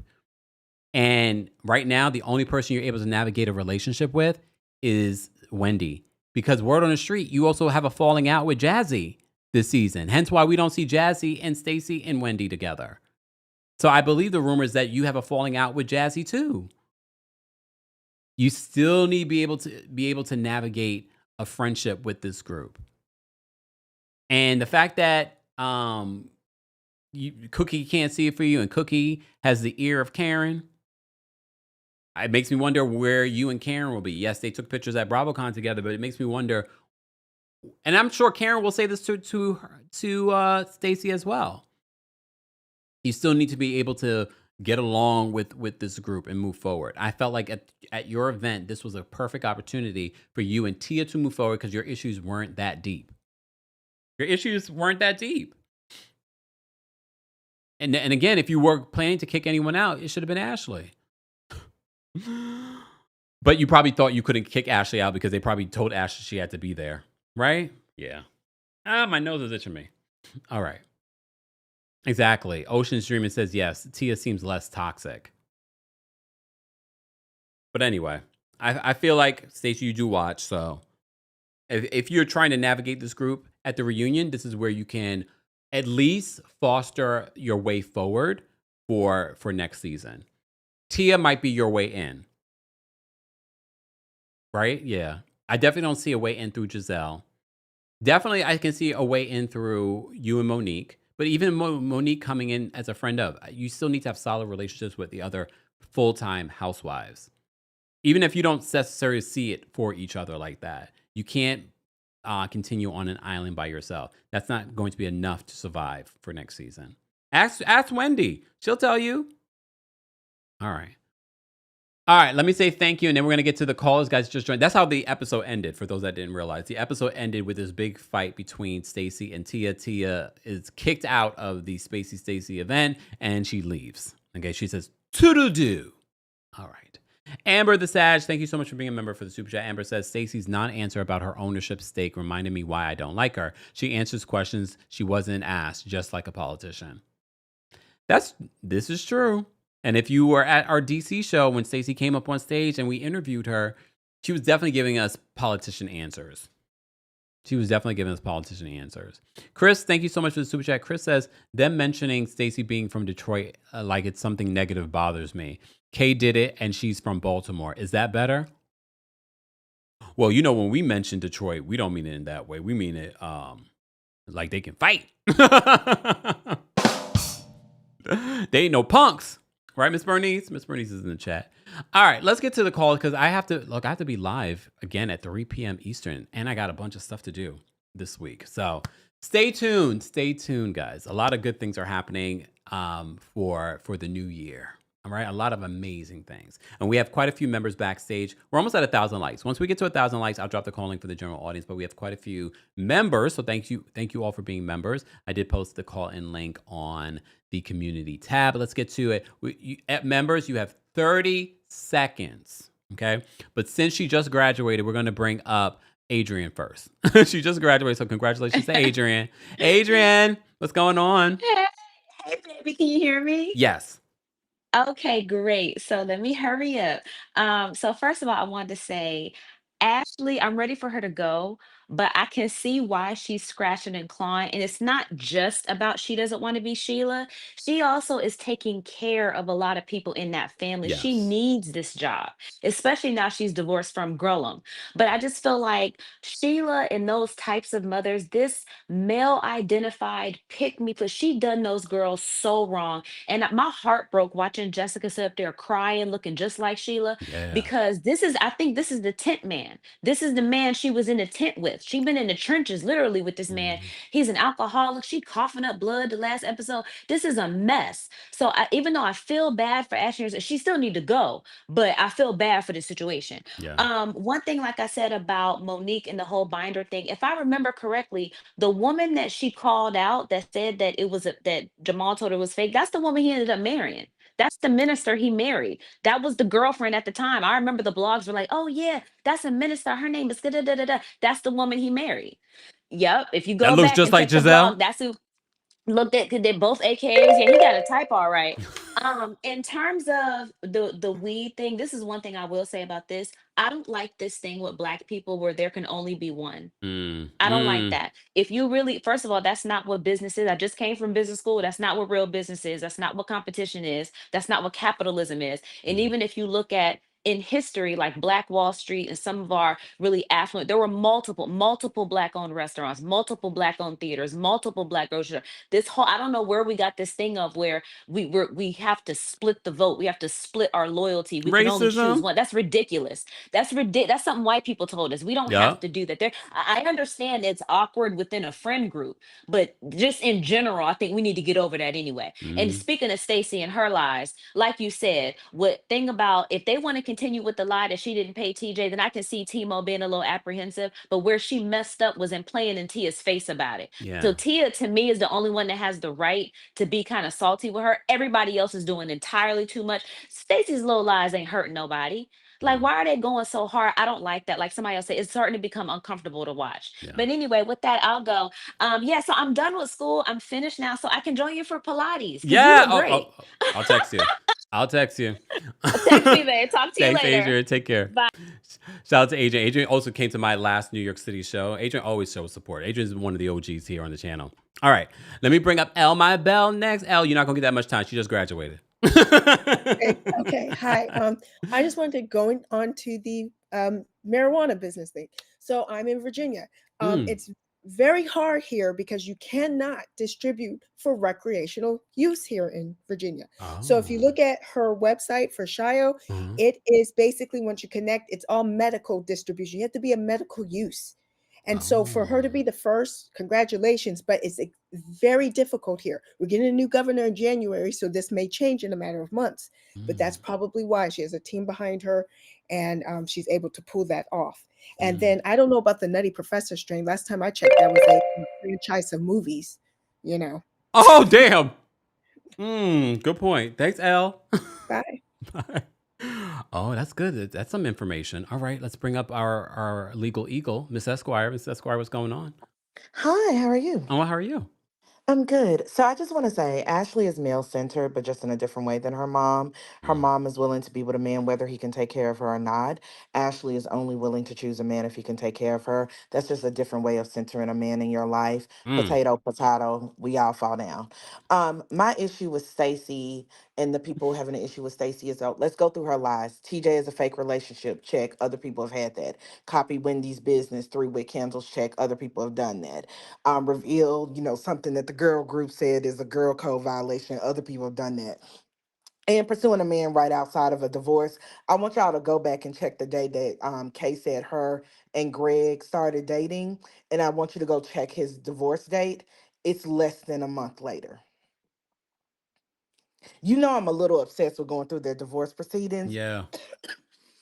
Yeah, when Kay last season said, "Oh, me and Greg have been together 3 years as of this specific date," I went back to the divorce and I was like, "Huh? I wonder when his divorce was final." It's a month later, their anniversary date.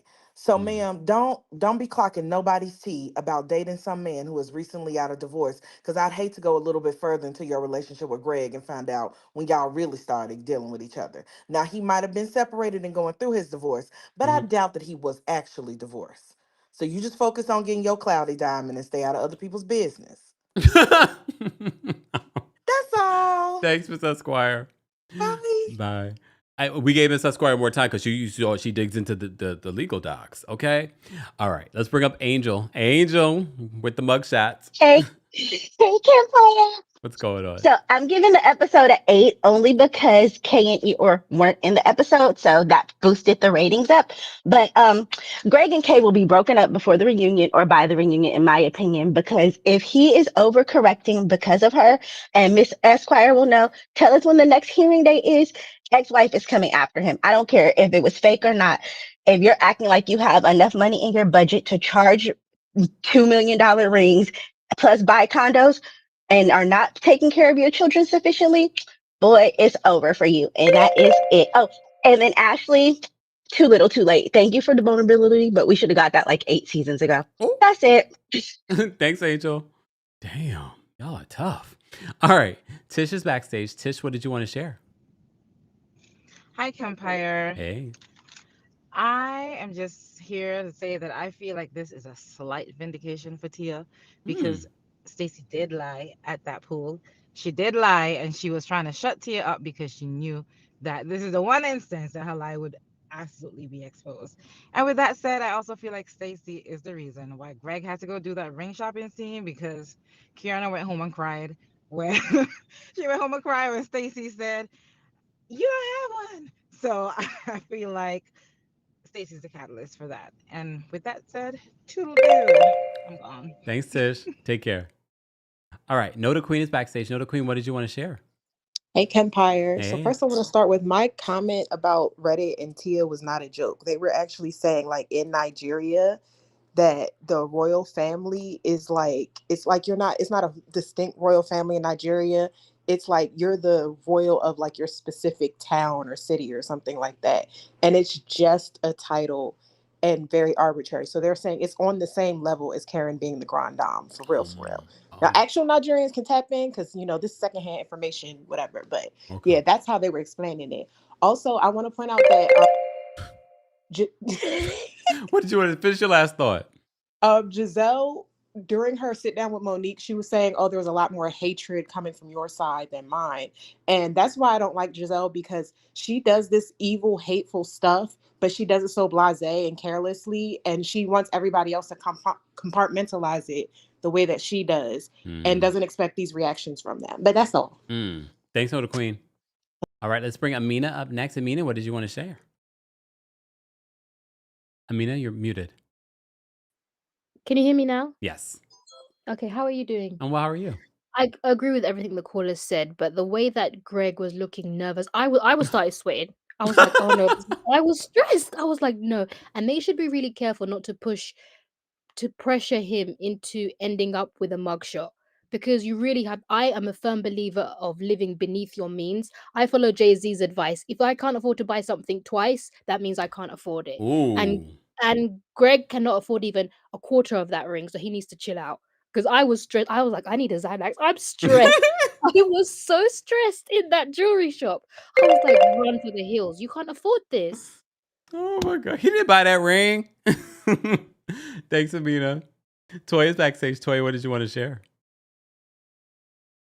Toya, you're muted. Toya, see? Toya. We'll come back to you, Toya.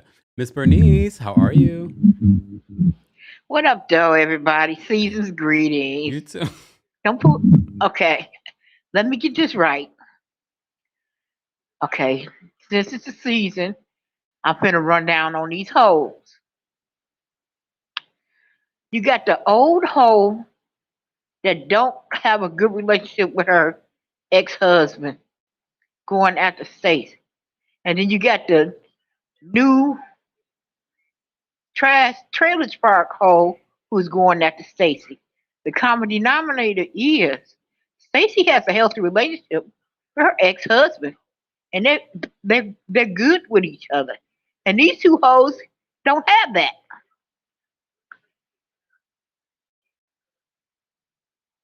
That's why they're going so hard at Stacey. The other ones are just tagging on because of those two. But ex-wife one hoe and ex-wife two hoe mad at Stacey because she still got what they all want. That's why they coming down on Stacey. But other than that, when they say about Detroit, yes, we can fight. But most important, we don't care what you think about us. Okay. All right. Thanks, Miss Bernice. That's about it. Season greetings, Capricorn season. Hello. It's not Capricorn season yet. Okay, I'm jumping aboard. It's still SAG, but it's December. Okay. Happy early birthday. Bye. Thank you so much. Cute Potato on Twitch says, ho, ho, ho, 'tis the season. not the amount of ho, my Lord. All right. All right. Nia's backstage. Let's bring Nia up next. Nia, what did you want to share? Like, how can I follow up with that, Kempire? Like, Miss Bernice, I can't. Okay, anyways, hey, Kempire.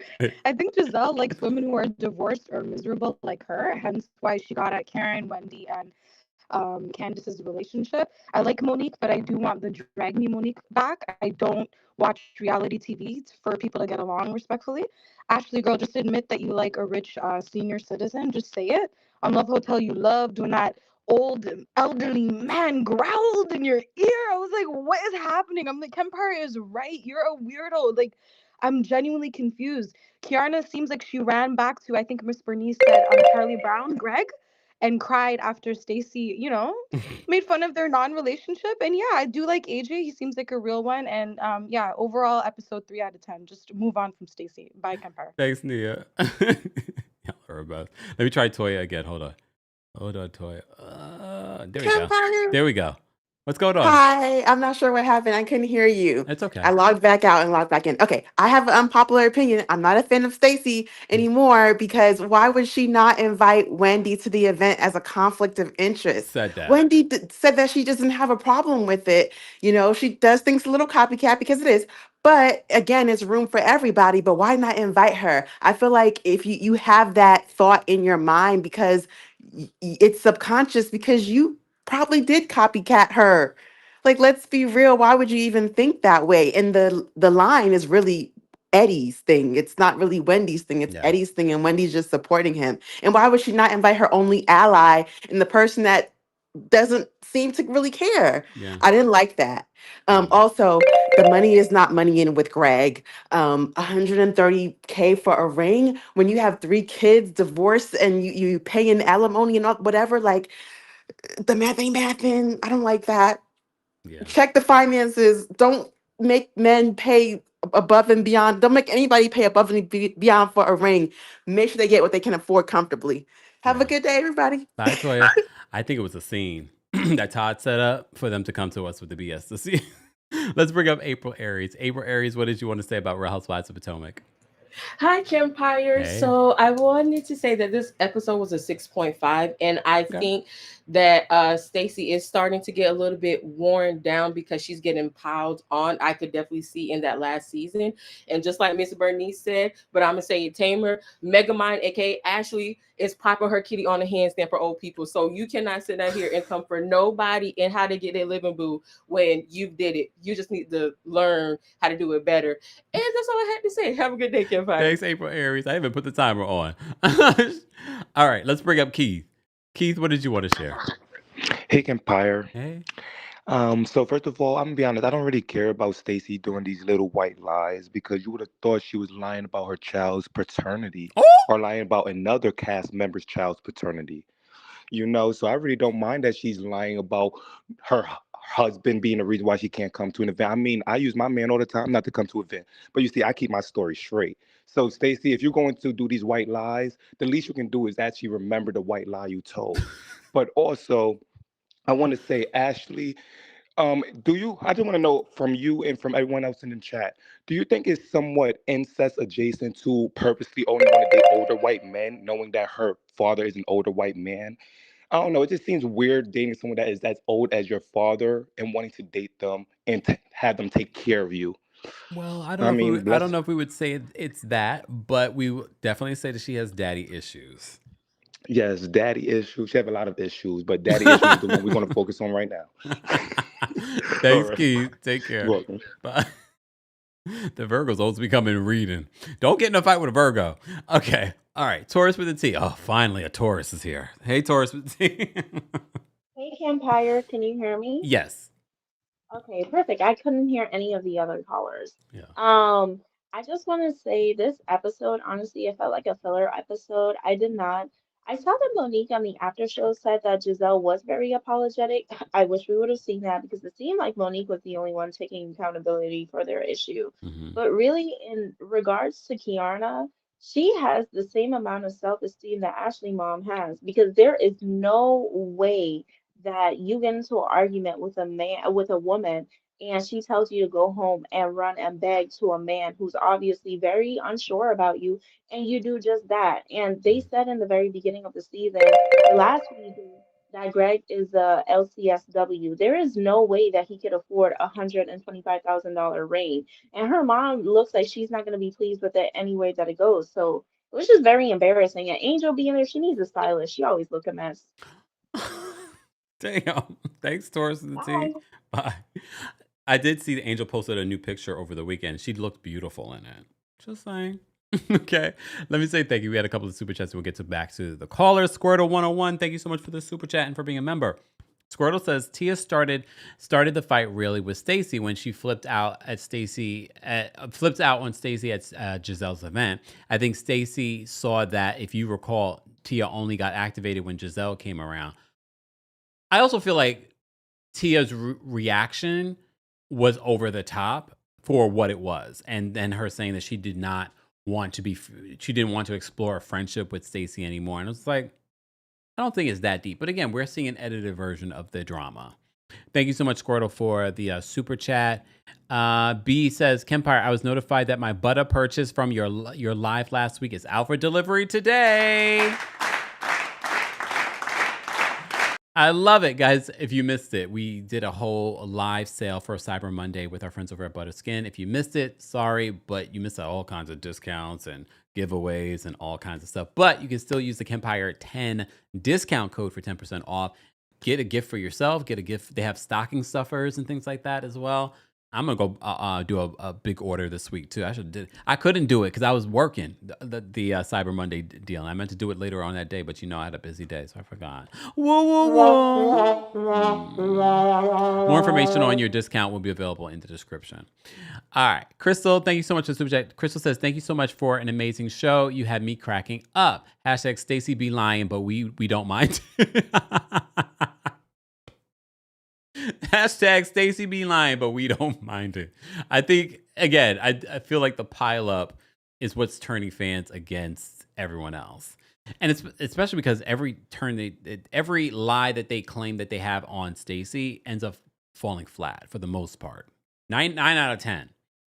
Allie, thank you so much for the super chat and for being a member. Allie says, Stacey and Eddie have brand deals. Stacey has been the only one to refer to her as one, while people believe Happy Eddie is a full-fledged dispensary.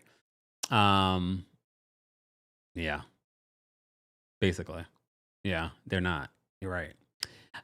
Dina, thank you so much for the super chat and for being a member. Dina says, Shio's owners might not want their competitors there. McD's was my client, and we could not bring McDonald's was my client. We could not bring Burger King in the building. Yeah, but this is not. I still feel like that doesn't make any sense. I don't think, because any of those people that were online could have been another brand for all we know. It doesn't land. I feel like that was not a good excuse. But again, Wendy wasn't bothered by it. Noda Queen, thank you so much for another super chat. Noda Queen says, Ashley is definitely looking to marry her father. She even said that she saw Michael as a father figure. Throwing up face emoji. I think it's so clear. You don't need a psychology degree to figure out what's going on with Ashley and why she wants the type of man that she wants. All right, let me get to the rest of these callers. Miss Brooklyn Diamond, thank you so much for your gift of memberships. We appreciate you. What's going on? Not a problem. Happy holidays, everyone. You too. Gonna keep it short and sweet. When it comes to Stacey, my issue with her is the same issue I had with Kenya her first year. You came in first year lying with the fake boyfriend and couldn't own it. Right there, you lose my trust. And it seems like she lies about everything for no reason. That's what I can't with her. Ashley, until you said it, I never really thought into Ashley's issues, but I kind of feel sorry for her because she is taking care of her whole family. She married a man for the reason of taking care of her own family because she was in her mid-20s when she married this man. Yeah. And I really think the only reason she married him was to get her family on her feet. She's never had to take care of herself. She's always been responsible for taking care of everyone else. And her own father rejected her and rejected her to her face. It's very different when you don't grow up in a household with your dad or you never know your dad and you're growing up in that way. But to have your father reject you to your face is, even as an adult, I can imagine that is emotionally just soul-wrenching. So I kind of feel bad for Ashley because I don't think she's ever received the tools, the guidance, or anything necessary for her to become a well-rounded human being. Like she's been the adult when she should have been the child her entire life. And that's a scary thing. And this is what happens for mothers out there, for fathers out there. This is what happens when you put the burden of your kid's life, of your life on your child before your child is ready to carry that burden. Yeah. And for people with Greg, I did a little dive into Greg. You don't have his net worth, but here's what they have listed for him. He is the founder and CEO of Diggs Black Diamonds Home Improvement and Landscaping Enterprises. He owns a mental and behavioral health facility. He has an extensive education background, including a Master's of Science in Ocean Systems Management, another MS in Naval Architecture from MIT. From MIT. So the man's not stupid. And we very well may not know what he actually is worth. And he may be able that landscaping business might make him be able to afford that ring. Yeah. So his only line of income isn't from his social work license. He owns the facility. So he's making money off of other people making money. And, who else know, we don't know what else. That's just a short, deep dive. So I'm not going to sit up here and say he can't afford $180,000 ring, because he very well may be able to afford that. But the biggest should thing he is, be spending that kind of money when you're in the middle of being accused of not paying for your kids' schooling? That's a whole different discussion. Who knows where that money is hiding? Because you've seen men, I'll put it this way. Elon Musk is worth billions of dollars on paper. He does not have billions of dollars. And that's how the wealthy move. They're worth more than what you can actually see in their bank accounts. You'll never see a whole lot of money in their bank accounts, but you'll see the money in portfolios as of stocks here, stocks there, stocks everywhere. Lines of credit. Yeah, exactly. So, when you look at people and how they move and how the wealthy move and how people who really have money move, especially people who are in the midst of divorces or, like you said, with child support issues, they quote unquote hide money, but the fact is their money isn't liquid money. No. It's tied up in investments and things like that. So I don't know, but I want to tell women, stop pursuing the diamonds, because the diamonds, anybody will tell you, the diamonds are not what holds value. It's the metal. The diamonds are damn near worthless, especially with the lab grown diamonds. Diamonds really do not hold the value. The value is in the metal. So like, look past the diamond and look towards the metal that it's on and what the metal is worth, because that's what's going to gain in value. Just my 2 cents. Thank you, Miss Brooklyn Diamond. All right, let's get to the callers. I gave her extra time. Y'all not going to get that extra time. Line in the back, okay? Lovely C's backstage. Lovely C, what did you want to share? Hey, Kempire. Hey, Kempire family. I'm going to break this down real quick and quickly. The first beginning of the show, Giselle gives me that her reading comprehension is on a second grade level. With Ashley and her sister, that's ridiculous. Do not bring me my sister on there and crying in front of these people, like Mia had her mama crying in front of these people on stage so you can get a moment. And you got your sister looking like she shop at Goodwill. You got Clarence, her boyfriend, he wanted to moonwalk back out that store, and they paid more for that champagne than he's going to pay for that ring, because it's going to come from a girl boss machine. And I'm sorry about that. And with Stacy, yeah, Stacy, you do lie, but I get it. Stacy lies because these people keep coming for her, and Tia is just a sour tea bag that's keep coming for no reason. Maybe she want to have that discussion with Tia without Stewie being there, because she was eating it up like it was nothing. And I think they need to go buy some more wigs, because I'm tired of seeing them some synthetic crimp wigs that would bust in flames if they pass past a candle. That's all I got. Thanks, Lovely C. Damn. TJ's backstage. TJ, what did you want to share? Not the TJ. What's going on? I said damn after the last caller. Okay, but one thing, I think Kiana's gonna buy that ring. Kiana's the one who's gonna pay for that ring, not Greg. Watch. And then also about Ashley. I feel sorry for her situation, but I don't feel sorry for her. She has a nasty attitude. And for somebody who goes through a lot like that, you would think that she would be treating people better. You would think. Even if like she shades and shit, you would think that maybe she would shade, but like she would be empathetic a little bit. So I just can't. And then Tia, remember that tea that you shared in your last recap about people in Reddit? I was in the Reddit streets and people are tearing her up. The Nigerians are like, girl, it's not that deep. It's not that deep. So that last caller that I was talking about her lying, she be lying. So maybe I get why Stacey went up on her. I get why Stacey went up on her. It's all good. Oh, Stacey's a Lord. liar. We know Stacey's a liar, but it's all good. We enjoy her lying. She just needs to For take her now. time like we do. But we enjoy it for now. Cool. Thanks, It's all TJ. good. Thank you. Bye. Take care. All right. Audrey's backstage. Audrey, what did you want to share? Hey there, Kempire. How are you? Oh, well, how are you?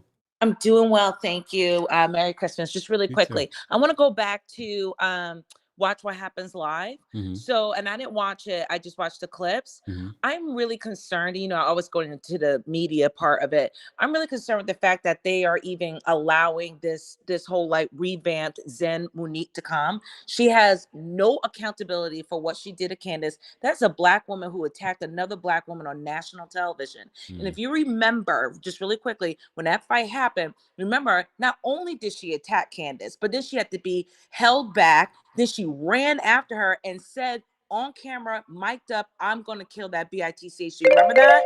Yeah. Really quickly, I think that's very violent. I think she should be nowhere near Bravo anymore. And I feel badly for Candace because this woman has never been held accountable for her bad behavior. And it's bad TV. I don't like watching it. And I just want this off my screen. Bring back Candace. But that's all I have to say. Bye, Kempire. Have a great day, hon. You too, Audrey. Take care. And there are a lot of people that agree with Audrey and agreed with what Audrey had to say from back then when the fight happened. All right, let me bring up Tons Trinigal. What's going Hi. What about it? on? What's going on? I'm great. Merry Christmas to you and too. everyone. What I have to say is I realized something with Ashley. I find that Ashley is always the person behind instigating a lot of these fights, and I fear that it goes to the V word. I think that Giselle didn't really show any accountability when she's having a discussion with Wendy. I saw not Wendy. What's her name? Monique. Monique. And on Watch What Happened Live, Monique said that there was a lot more that Giselle did take accountable for, but they didn't show it. And I have to question why producers don't show Giselle like that. Yeah. All right. Thank That's you. all. Thank you for calling in. No problem. Take care. All right. Let me get to, we have a few more people backstage that I want to bring up. De La Shay, what's going on? What did you want to share about Real Housewives of Potomac? Oh, hey, Cam. That's my way of shouting out AJ because I love Stacey's best friend, AJ, keeping it cute and honest with the girls. Like, we're too old. Let's wrap this out by 5 p.m. so we can have a happy hour. With that in mind, I understand why Tia was so upset. Like the fact that she really did play in her face. And my thing is, I'm okay with a cute little white lie, but put me on to game. Like, don't let Wendy know. Like, I don't want her to feel some kind of way because I understand being lied on. Nobody likes that. I'm not gonna, respond lovingly to that. But what was even more disappointing is Monique's healing. If Monique's healing equates to a lack of accountability from Giselle, I don't want it. I need a little bit of like sauce on it because Giselle just got off scot-free, even though I did appreciate them showing the conversation. And on that note, have a good one. Thanks, De La Shay. Take care. All right. Guys, keep liking the video if you haven't already. And if you're watching the replay of this, be sure to let us know your thoughts on the Real Housewives of Potomac, how you'd rate this week's episode, your thoughts on what happened in this week's episode, your thoughts on what I had to say, what people had to say. But what we don't do here is moderate adults. So don't go, fighting with people in the comment section. You will get blocked. Okay?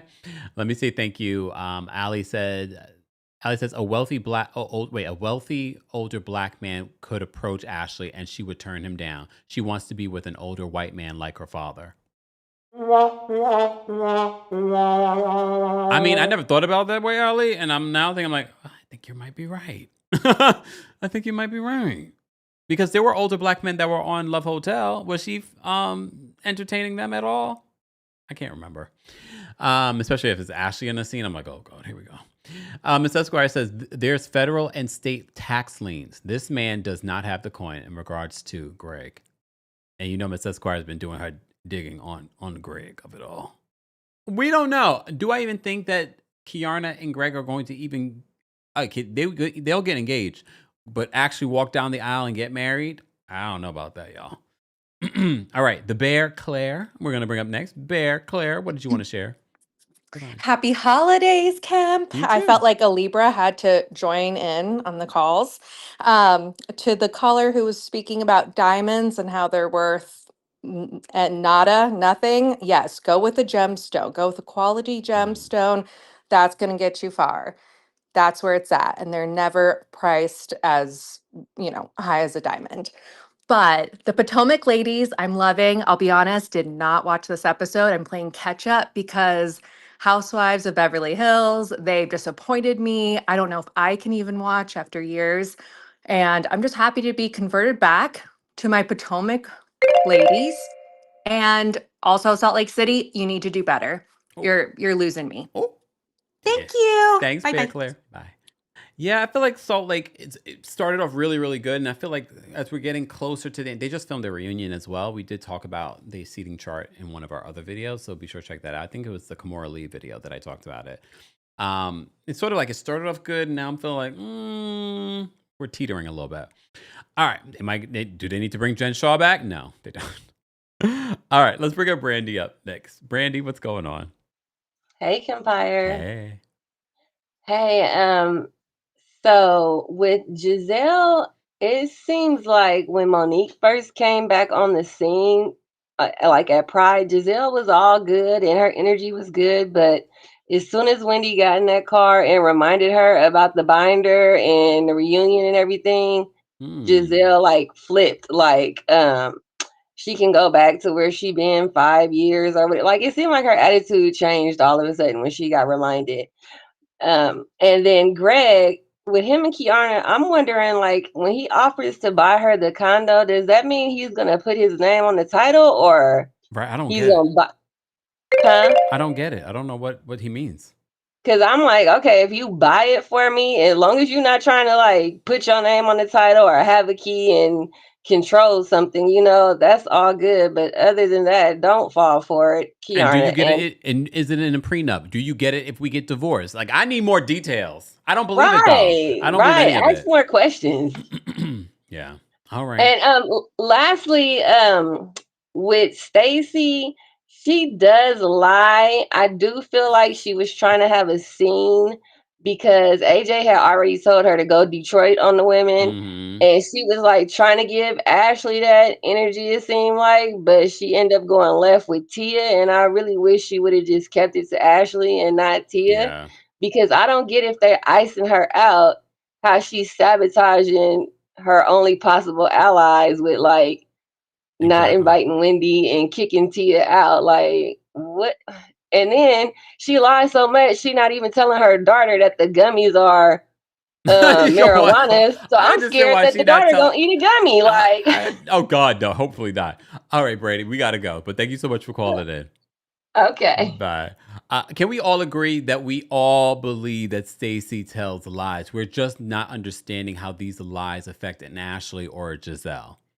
Because they all lie too. Just saying. And we're not excusing lies, but we're just saying, we're talking about this show. All right, last but definitely not least, we're going to bring up Demi. Demi, what are your final thoughts on the Real Housewives of Potomac? Final thoughts. My final thought is on Kay having to elevate this man in our face. That bothers me to no end. I think women like Todd, have to really... like that Candy did for Todd? Yeah, all of that. Mary J. Blige, we can name them all. We can go down the list if you have time, Wendy really. Williams? So, like, stop doing that. It's okay to have a man just stand beside you. You don't have, you look, and you're going to look even crazier with egg on your face once this all is done. Like, girl, he bought your condo. Girl, he bought you that ring. What do you mean? And it's all been a lie. If Kay does have a ring on her finger, we know she bought it. We already know she bought it. And I do hope, honestly, because don't lie to us. We will come with you to the truth. I really do hope that someone's like, well, but she doesn't have any enemies, so I don't know what's going to really happen. But it's Stacey that does it. Says, no, well, Greg has this debt. He has that debt, which is also why I appreciate when Juan went to that jewelry store with Giselle. He was buying a really like regular ring, another precious stone that wasn't diamond, but still would have value for Robin. Yeah. One quick thing. Did you finish the documentary, the 50 Cent thing yet? Did you finish it? The Diddy doc I yet? haven't finished it. I still have the last 2 episodes. I kind of put it off because I knew I didn't have a chance to recap it, and I kind of don't want to rush through it when I recap it. I want to be all fresh in my mind. Why? Well, a photo dropped of someone that is on the documentary, and it's really interesting. I don't Is it want to one give of the anything away. jurors? So yeah. I Did you saw see it? that. I saw. She's a super Yeah. fan. Super fan. But I'll let you go. I'll catch you on the 3:00 live. Thanks, Have a wonderful day. Happy thanks, holidays. Timmy. You too. I mean, I'm not a Diddy supporter, but like we have our attorneys that come on. That doesn't look good when they did the whole jury selection. It's like y'all couldn't find that photo. Y'all didn't realize that she was a fan. That doesn't look. I don't know if that will do anything for them in the future in regards to this case, but the jury was tainted. But okay, Anthony's backstage. Anthony will be our last caller. Anthony, what's going on? Oh my God, me being the last caller, I'm about to clock out of work. Can you hear me okay? Yes. Okay, you're good. I'm good. I'm calling from LA. I'm gonna give this episode a 7 out of 10. I thought it was solid. 2 notes, Monique and Kiarna. Greg reminds me of Britt Eadie's husband when they were private plane shopping. He looked nervous. They were private jet shopping, like trying to see the prices and all. Like that was just like no. And obviously, because of the cases of his kids, like Kiarna, it looks bad on you too. Like you'd rather him buy you a condo and a ring this how much? Like, girl, bye. And then for lastly, Monique. I feel like Monique wasn't necessarily kissing the ring. She was throwing it like shade at Giselle. Like, yeah, you've been through it. You're divorced. Your husband dragged you. So like that's why you understand what I'm going through. So in her own way, Monique did it. Kind of explain it, but obviously Candace does deserve an apology, a direct apology. Will she get it? I don't know. But that was years ago. I don't know. I just like Monique. I'm not gonna say like it's okay to do that to everybody, but once in a while, if you ask to get dragged, you will get dragged. Damn. That's it. Cold-blooded. Happy holidays, everybody. Thank you. You Have too, a good one. Anthony. Take care. Likewise. Anthony says, if you ask to be dragged. Anthony is so sweet too. You would not think that. Lord have mercy. Ms. Esquire says, did she lie about knowing him, the juror? Because that's usually a part of the jury questionnaire. I can't, because I don't remember the jury selection process, but I know there were a few people that obviously knew who he was, and they were like, yeah, I know who he is. I don't know if she ever said that she was a fan or not. I think we would have to kind of go back to the transcript to see. I would want to know your thoughts on whether or not would this open up a can of worms for the prosecution. But I don't know. Look, I don't think this is over for Diddy, but I will be recapping the Diddy documentary this week. Yeah, this week. It's a busy week, but I'm going to make time to recap it. I might have to ixnay on one of these recap A's. And thank you guys so much for all the super chats. Those of you sending cash apps, Venmos, I appreciate all of that. So I don't see them because I have my notifications off. But yeah, thank you so everyone that sends in super chats. April, thank you so much for the super chat. April says, do you think if Wendy doesn't return that Stacey will return without her? I think Stacey definitely will return. But Stacey wants to be on this platform. Will production decide to bring her back? That's why I said I think it's up in the air. Just because fans love you, it's not enough to keep you on the show if no one wants to film with you. But I definitely think Wendy will return next season. And Stacey, use the reunion to have some sort of reconciliation. It's going to benefit not just you, it's going to benefit the other ladies that are getting it from the fans for dumping on you the entire season. So it could be you might not like them, they might not like you, but at the reunion, you guys can actually have resolution, and because there really is no deep beef between any of you, there really isn't. And any true deep beef that could have been would have probably been between you and Wendy, and there is no deep beef there. So you guys really could have resolve at the reunion. Okay, Queen Resna. I was like, wait, is this a fake account that has my picture? Queen says, thank you for 2025 Kempire. And shout out to all of you that have been tagging me in your 2025 wrap up and me being either your number one or in your top 5. I appreciate it. Thank you to our King's Guards. Thank you to our channel members. Become a member today at TheKempire.com/join. And thank you to all of you that gifted memberships today as well. We appreciate that. And thank you so much already for 1,151 likes. If you haven't liked the video already, if you're watching replay of this, be sure to like the video. Easy, free way of supporting the channel. And thank you to the 6 people that disliked, or the one person that went to their 6 different accounts to dislike. I appreciate you for watching. Okay. Belicious has been a member for 40 months. Says that's not the juror in that photo, Kemp. Is it not? It looks like her. Looks like her. So either way, based off the documentary, you could tell that she's a super fan based on what people have watched so far. Tish, thank you so much for gifting memberships. We appreciate that. Fab says number 1 for 2025. Yes, Kempire. Thank you. Okay. And be sure to thank Tish for your membership win, y'all. And thank you to the 7th person that disliked the video. Keep watching. I hope y'all realize that YouTube doesn't read the dislike or likes in that way. It's still engagement. And the fact that you've been sitting here watching for that's even better. The advertiser dollars. Come on now. Thank you to the advertiser dollars. Thank you. Joyce says you're my number 1 most watched channel, Kempire. Thank you. Keep tagging me, guys. I love seeing this and hearing it. Namaste says you made my 2025 something very special. Thank you, Kempire and community. Thank you, Namaste, Jay. We appreciate you. All right, y'all. I got to get out of here because I have to go watch. I know, again, Married to Medicine. I'll be back at 3 p.m. Eastern, okay? I'll see you all in the next one. Thank you all for being here. Again, if you haven't already, be sure to like the video. Be sure to subscribe. We're almost at 600,000 subscribers here on the channel. We just need a little bit less than 50,000 more subscribers. So, less than 40,000 subscribers. So, subscribe today. Come on now. All right. Bye, y'all. Let's get out of here. And subscribe to the podcast, Kempire. Here we go now.